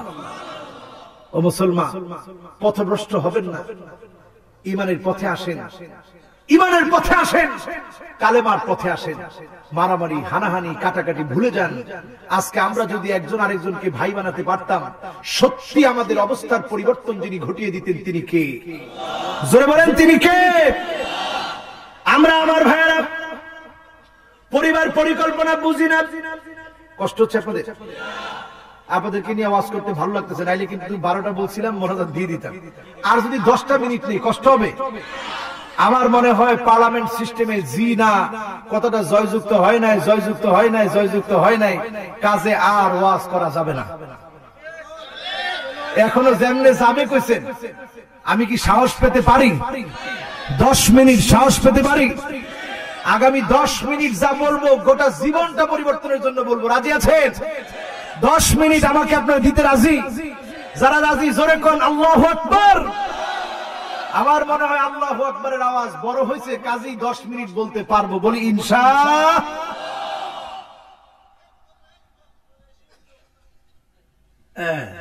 যাক আলহামদুলিল্লাহ।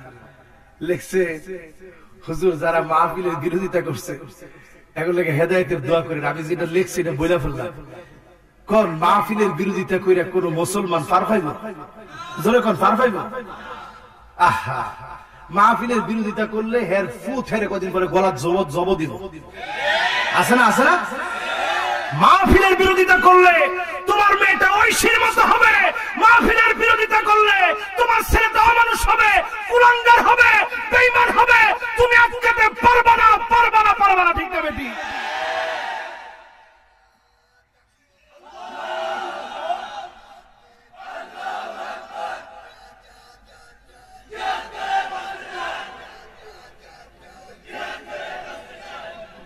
দেখছেন আপনি ওনার ইমানের জোর কত, গলা ভেঙে গেছে তারপরে কিন্তু ছাড়ে নাই। এই গলা ভাঙছে কার নাম বইলা? জোরে কোন কার নাম বইলা? এই আল্লাহর নাম বললে গলা ভাঙে না। কালকে দেখবেন দ্বিগুণ শক্তি গলার ভিতরে। বলি ইনশাআল্লাহ। যদি গলা ভেঙে যেত, এই যে আমরা 2 ঘন্টা আজকে আলোচনা করতেছি, প্রতিদিন আলোচনা করা লাগে, এই 2 ঘন্টা পর্যন্ত এই যে এত লাউডলি কথা বলতেছি, গলাটারে ভালো রাখে কি? জোরে কোন কে?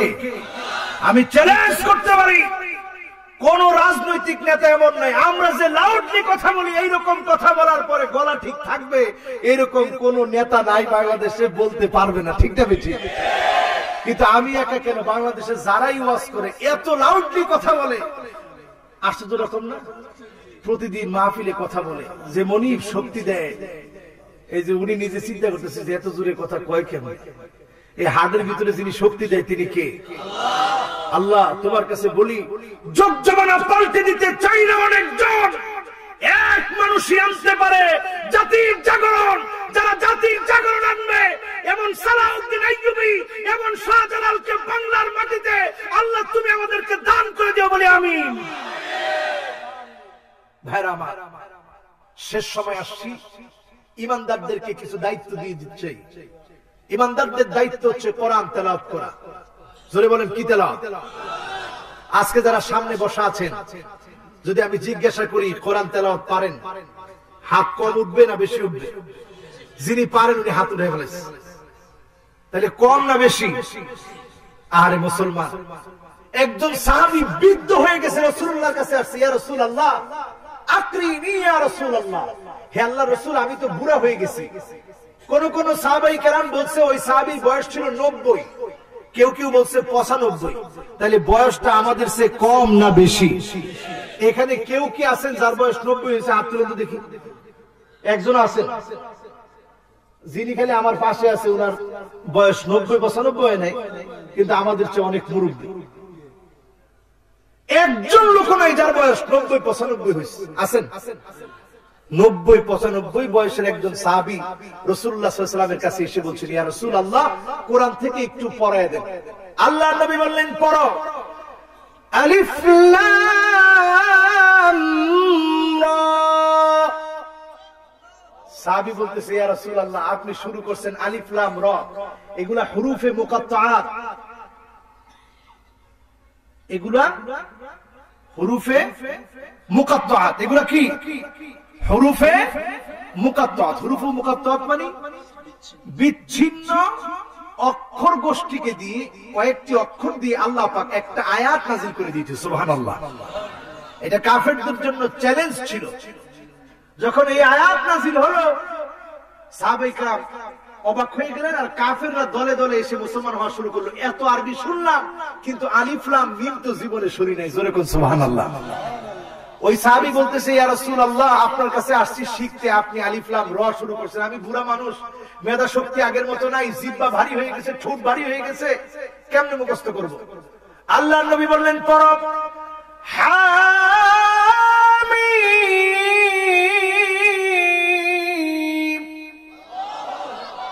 সাহাবী বলতেছে, ইয়া রাসূলুল্লাহ, আমি জানি এইটাও বড় সূরা, আমি পারবো না।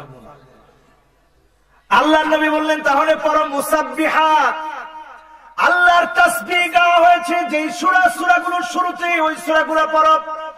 সাব্বিহ ইসমা রাব্বিকাল আ'লা আল্লাযী খালাকা ফাসাওয়া ওয়াল্লাযী কদ্দারা ফাহাদা ওয়াল্লাযী আখরাজাল মারআ। সাহাবী বললেন, ইয়া রাসূলুল্লাহ, এইটাও কঠিন লাগে, পারবো না। আল্লাহ নবী বললেন, পড়ো ইযা যুলজিলাতিল আরদু জিলজালাহা ওয়া আখরাজাতিল আরদু আথকালাহা ওয়া ক্বালাল ইনসানু মা লাহা ইয়াওমাইযিন তুহাদ্দিসু আখবারাহা بأن ربك أوحى لها يومئذ يصدر الناس أشتاتا ليروا أعمالهم فمن يعمل مثقال ذرة خيرا يره ومن يعمل مثقال ذرة شرا يره। এতটুকু যখন পড়লেন, সাহাবী সাথে সাথে বললেন, ওয়াল্লাযী বা'সাকা বিল হক, নবী হে আল্লাহর কসম, যে আল্লাহ আপনাকে সত্য সহকারে পাঠিয়েছে, লা আযীদু আলাইহা আবাদা, আমি আর এই সূরার উপরে কোনো কিছু বাড়াবো না, মুখস্থ করলাম আর পড়বো, জীবনে গুনার দিকে যাব না। আল্লাহর সামনে দাঁড়াতে হবে, জমিন সাক্ষী দিবে, ওই সাক্ষীকে ভয় করে অন্যায় কাজ ছেড়ে দিব। সাহাবী যখন এইরকম অঙ্গীকার করলেন, আল্লাহর নবী বললেন, ও সাহাবীরা শোনো, কদ আফলাহার রুয়াইজান, যেই লোকটা এখন পায়ে হেঁটে যাচ্ছে, পদব্রজে যাচ্ছে, যেই লোকটা এখন উঠে চলে যাচ্ছে, ওই লোকটা যদি সূরা জিলজালের উপর আমল করে, আল্লাহ পাক তার জান্নাতের ফয়সালা করে দিবে। জোরে বলেন সুবহানাল্লাহ। সূরা জিলজাল পড়ার চেষ্টা করবেন, কিয়ামতের ভয়াবহতা আল্লাহ তাআলা তুলে ধরেছেন। এই সূরাটা একবার পড়লে তাদিরু নিসফাল কোরআন, গোটা কোরআন আল কারীম 15 পারা পড়লে যেই সওয়াব, সম পরিমাণ সওয়াব বান্দার আমলনামায় দিয়ে দিবে। জোরে বলি সুবহানাল্লাহ। শেষ কথা, একেবারে শেষ কথা, 1 মিনিটের মধ্যে আমল পরিবর্তন করবেন, নামাজ পড়বেন, রাজি আছেন? কোরআন তেলাওয়াত করবেন, রাজি আছেন? জিকির আজকার করবেন, কার জন্য? জোরে কোন কার জন্য? এক জিকির বাস। আমরা যেহেতু প্রশাসন থেকে ফোন আসছে, দ্রুত যেন শেষ করা, কারণ 12টা ওভার হয়ে গেছে। যেহেতু নির্বাচনের সময় 12টার ওভার করা যাবে না। আমরা নামাজ পড়বো, তেলাওয়াত করব, জিকির আজকার করব, পিতামাতার হক আদায় করব, কার জন্য? 5টা অন্যায় কাজ করব না। কয়টা? জি, আকিল ওয়ালিদাইন, পিতামাতার অবাধ্যাচরণ। 2 নাম্বার শারিবুল খামর, মদ পান করবেন না। 3 নাম্বার নামাজ ছেড়ে দিবেন না। 4 নাম্বার জালেম হবেন না। 5 নাম্বারে হিংসুক হবেন না। এই অন্যায় কাজগুলোর দিকে যাবেন না। রাজি আছেন? রাজি আছেন? আর 5টা কাজ বেশি বেশি করবেন। কি? একটা হচ্ছে হাফিজুল লিসান, জিহ্বা সংযত। 2 নাম্বার তিলাওয়াতুল কোরআন, কোরআন তেলাওয়াত। 3 নাম্বার মুতঈমুল জিআন, অভাবীদেরকে খাদ্য দান। 4 নাম্বার মুকসিল উরিয়ান, বস্ত্রহীনকে বস্ত্র দান। রাজি আছেন করতে? এই কর্মসূচিগুলা আমাদের আছে না নাই? জোরে কোন আছে না নাই? আপনি যার বস্ত্র নাই বস্ত্র দিবেন, শীতের বস্ত্র নাই বস্ত্র দিবেন। আর সর্বশেষ, ওমান সাল্লা আলা হাবিবির রহমান, আমার নবীর নামে বেশি বেশি করে দরুদ পড়বেন। রাজি আছেন? যারা 5টা কাজ করবেন, আল্লাহর হাবিব বলেন, ইন্নাল জান্নাতা তাশতাকু লি খামসাতি নাফারিন, 5 জন ব্যক্তির জন্য আল্লাহর জান্নাত আল্লাহ আল্লাহর কাছে হাহুতাশ করতে থাকে, আল্লাহর কাছে তার মনের অভিব্যক্তি জানাতে থাকে, আল্লাহ এই 5 শ্রেণীর মানুষ দিয়ে তোমার জান্নাত ভরে দাও। জোরে বলেন সুবহানাল্লাহ। আল্লাহ পাক যেন ঈমানদার বানিয়ে জান্নাতের মালিক বানায় দেয়। সকলে বলেন আমিন। আমরা আজকের মাহফিলে যদি কোনো ভুল, যদি কোনো বেয়াদবি, যদি কোনো কথা ভুল করে বলে থাকি, আমরা সকলে কাফারা হিসেবে পড়ে নিচ্ছি সুবহানাকাল্লাহুম্মা ওয়া বিহামদিকা আশহাদু আল্লা ইলাহা ইল্লা আনতা আস্তাগফিরুকা ওয়া আতুবু ইলাইক। আমার ভাইরা, যারা আজকে মাহফিলে আসলেন,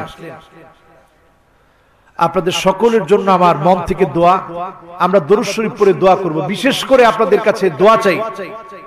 আমারই ভাই আব্দুল্লাহ মামুন অত্যন্ত কষ্ট করে সেই সুদূর ফ্রান্স থেকে প্রবাস জীবন যাপনের অনেক টাকা এবং কষ্ট অর্জিত টাকা, কারণ প্রবাস জীবন যাপন যারা করেছে তারা বুঝে কতটা কষ্টে প্রবাসে থাকতে হয়, সেই প্রবাস থেকে ছুটে আসছে শুধু মাহফিলের জন্য। আমরা তার আব্বা মরহুম আবুল খায়ের বুলু মিয়া সাহেবের জন্য দোয়া করি। আল্লাহ পাক যেন মরহুমের কবরটাকে আল্লাহ পাক যেন জান্নাতের নিয়ামত দিয়ে ভরে দেয়। সকলে বলেন আমিন।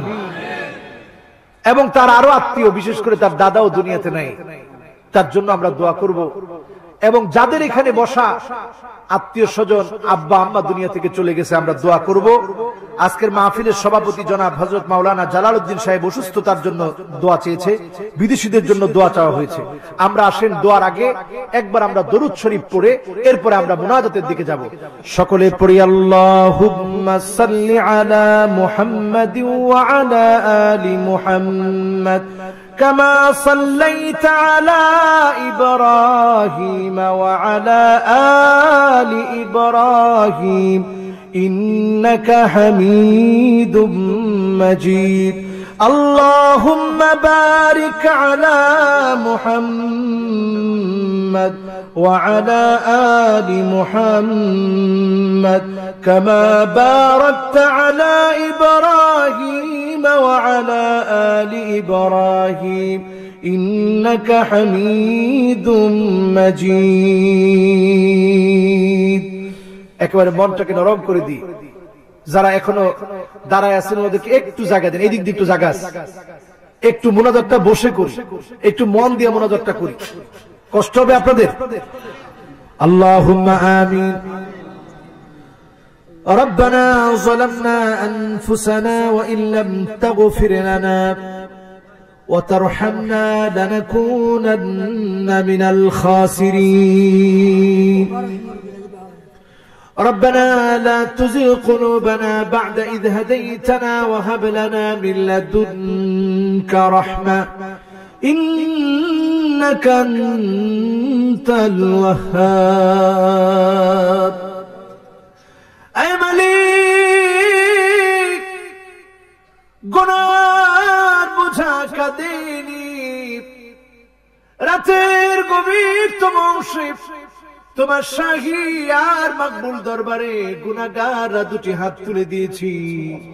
আজকের এই মুতাবাররক মাহফিলের সমাপনী লগ্নে, বিদায় লগ্নে গুনাহগার গোলামরা দুটি হাত তুলেছি। মালিক সবটুকুনের সব বিশ্ব নবী নবী কুলের সম্রাট মুহাম্মদ সাল্লাল্লাহু আলাইহি ওয়াসাল্লামের মকবরা মুবারকে আল্লাহ তুমি পৌঁছায় দাও, রওদা পাকে তুমি পৌঁছায় দাও, মাকাম মুবারকে তুমি পৌঁছায় দাও।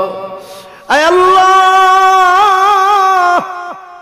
যারা আমরা হাত তুলেছি এমন অনেকে আছি জীবনে কোনদিন মক্কা মদিনা দেখি নাই, কালেমার পতাকাকে উড্ডীন করার জন্য, আল্লাহ রাসূলের আদর্শকে বাস্তবায়ন করার জন্য আল্লাহ আবার জীবন দিয়ে হলেও আমি যেন রাজপথে অবদান রাখতে পারি তৌফিক দিও আল্লাহ। মুনাফিকের মৃত্যু তোমার কাছে কামনা করি না, মুমিনের মৃত্যু চাই, শাহাদাতের মৃত্যু চাই। আল্লাহ শহীদ বানায়া তোমার জান্নাতের নিয়ামত দান করে দিও আল্লাহ। ইলাহুল আলামিন আকরামাল আকরামিন, জানে বামে সামনে পিছনে কত মুর্দেগান অন্ধকার কবরে শোয়া। মাবুদ মালিক, যারা কবরে শুয়ে গেল, অন্ধকার কবরে চির ঘুম ঘুমায় গেল, আমাদেরকে ডেকে ডেকে বলো দুনিয়ার জিন্দারা ওয়ান্তুম বিকুম লাইকুন, কবরে তোমরা আসবা।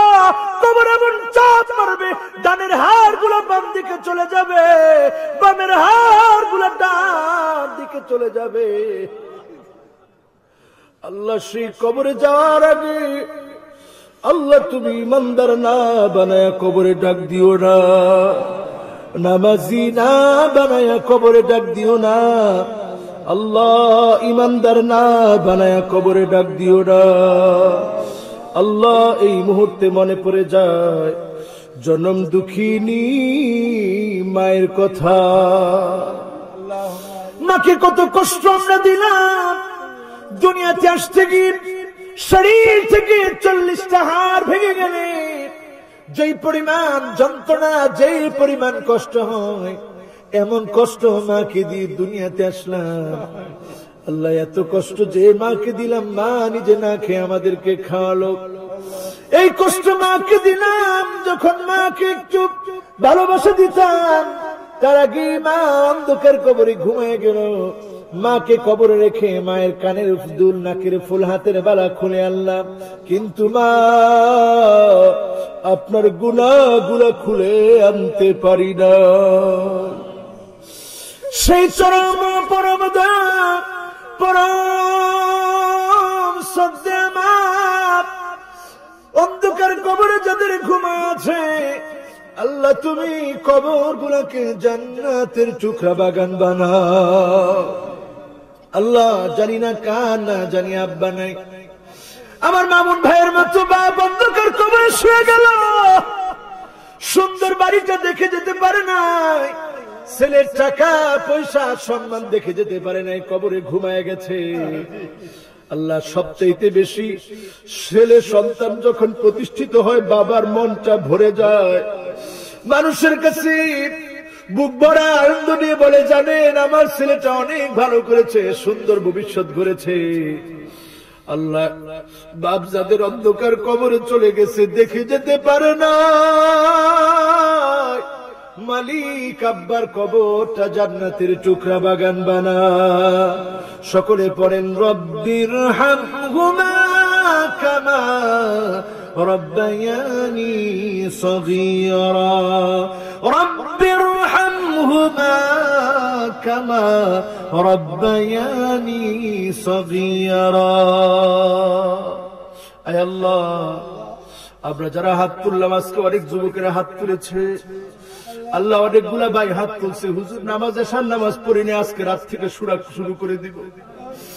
আল্লাহ যারা হাত তুলল, মালিক জাহান্নামের ভয়টা কলিজার ভিতরে দিয়ে দাও। দুনিয়ার আগুন সাধারণ আগুন, জাহান্নামের আগুন যখন শরীরের ভিতরে লাগবে, কলিজাটা পুরো ছাই হয়ে যাবে। জাহান্নামের আগুন যখন হাতের ভিতরে লাগবে, মাথার মগজগুলা টকবক টকবক করে গলা শুরু করে দিবে। জাহান্নামের আগুন যখন পায়ের তালুতে লাগবে, সারা শরীরের চামড়া গুলা গলে গলে পড়বে। এত ভয়ঙ্কর যে জাহান্নাম। ওয়াকিনা আযাবান নার, ওয়াকিনা আযাবান নার, ওয়াকিনা আযাবান নার। আল্লাহ জাহান্নামের আগুন দিন না। আল্লাহ আমরা না আপনার অনেক আদরের, আল্লাহ আমরা না আপনার অনেক মায়ার।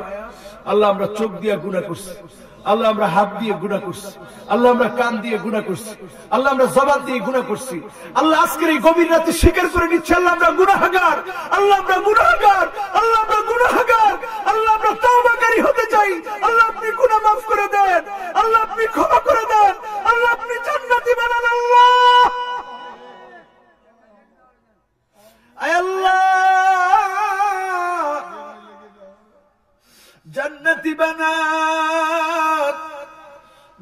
জান্নাত যারা পেয়ে যাবে তাদের চাইতে সুখী আর কেউ হবে না।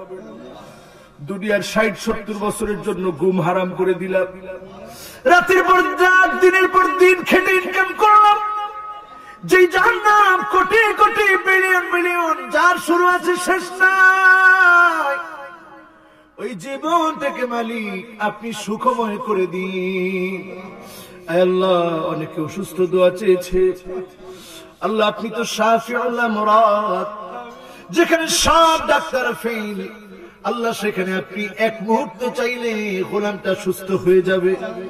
আল্লাহ কোরআনের মাহফিলে গভীর রাতে যারা আসছে, আশা নিয়ে বসেছে, মনের ভিতরে ভালোবাসা নিয়ে বসেছে, শীতকে উপেক্ষা করে বসেছে, আল্লাহ আপনি সকলকে সুস্থতা দান করে দেন। আল্লাহ আপনার পরিচয়, আপনি তো হুয়া শাফি হুয়াল কাফি, আপনি শেফা দানকারী, আপনি যথেষ্ট, আপনি আমাদেরকে সুস্থ করে দেন মালিক। আল্লাহ যারা আমরা হাত তুলেছি, মনের ভিতরে অনেক ব্যথা অনেক যন্ত্রণা যা আমরা বলতে পারি না, আল্লাহ মনের ভিতরে চেপে রাখা যন্ত্রণা গুলা দুনিয়ার কেউ জানুক আর না জানুক আপনি জানেন। আল্লাহ আপনি আমাদের যন্ত্রণা গুলা দূর করে আল্লাহ আমাদেরকে আপনি আল্লাহ দ্বীনের জন্য কবুল করে নেন। আল্লাহ আল্লাহ সামনের সময়টা কঠিন, আল্লাহ আপনি এই সময়টাতে আমাদের ভিতরে আল্লাহ বিরোধ বাড়ায় দিয়েন না, মারামারি বাড়ায় দিয়েন না, কাটাকাটি হানাহানি বাড়ায় দিয়েন না। আল্লাহ আমরা তো মুসলমান ভাই ভাই, আল্লাহ রক্তপাত করে জাহান্নামে যেতে চাই না। আল্লাহ আল্লাহ আমি কি করে আমার মুসলমান একটা ভাইয়ের গায়ে আঘাত দিব? আল্লাহ কি করে তার গা থেকে রক্তগুলো ঝরবে আর আমি তাকায় তাকায় দেখবো? আল্লাহ আমি জালিম হব? আল্লাহ সে তো মাজলুম, তার বদদুয়া জালিমকে নিঃশেষ করে দেয়। আল্লাহ আপনি কাউকে জালিম বানান না, আল্লাহ কাউকে আপনি মাজলুম বানান না।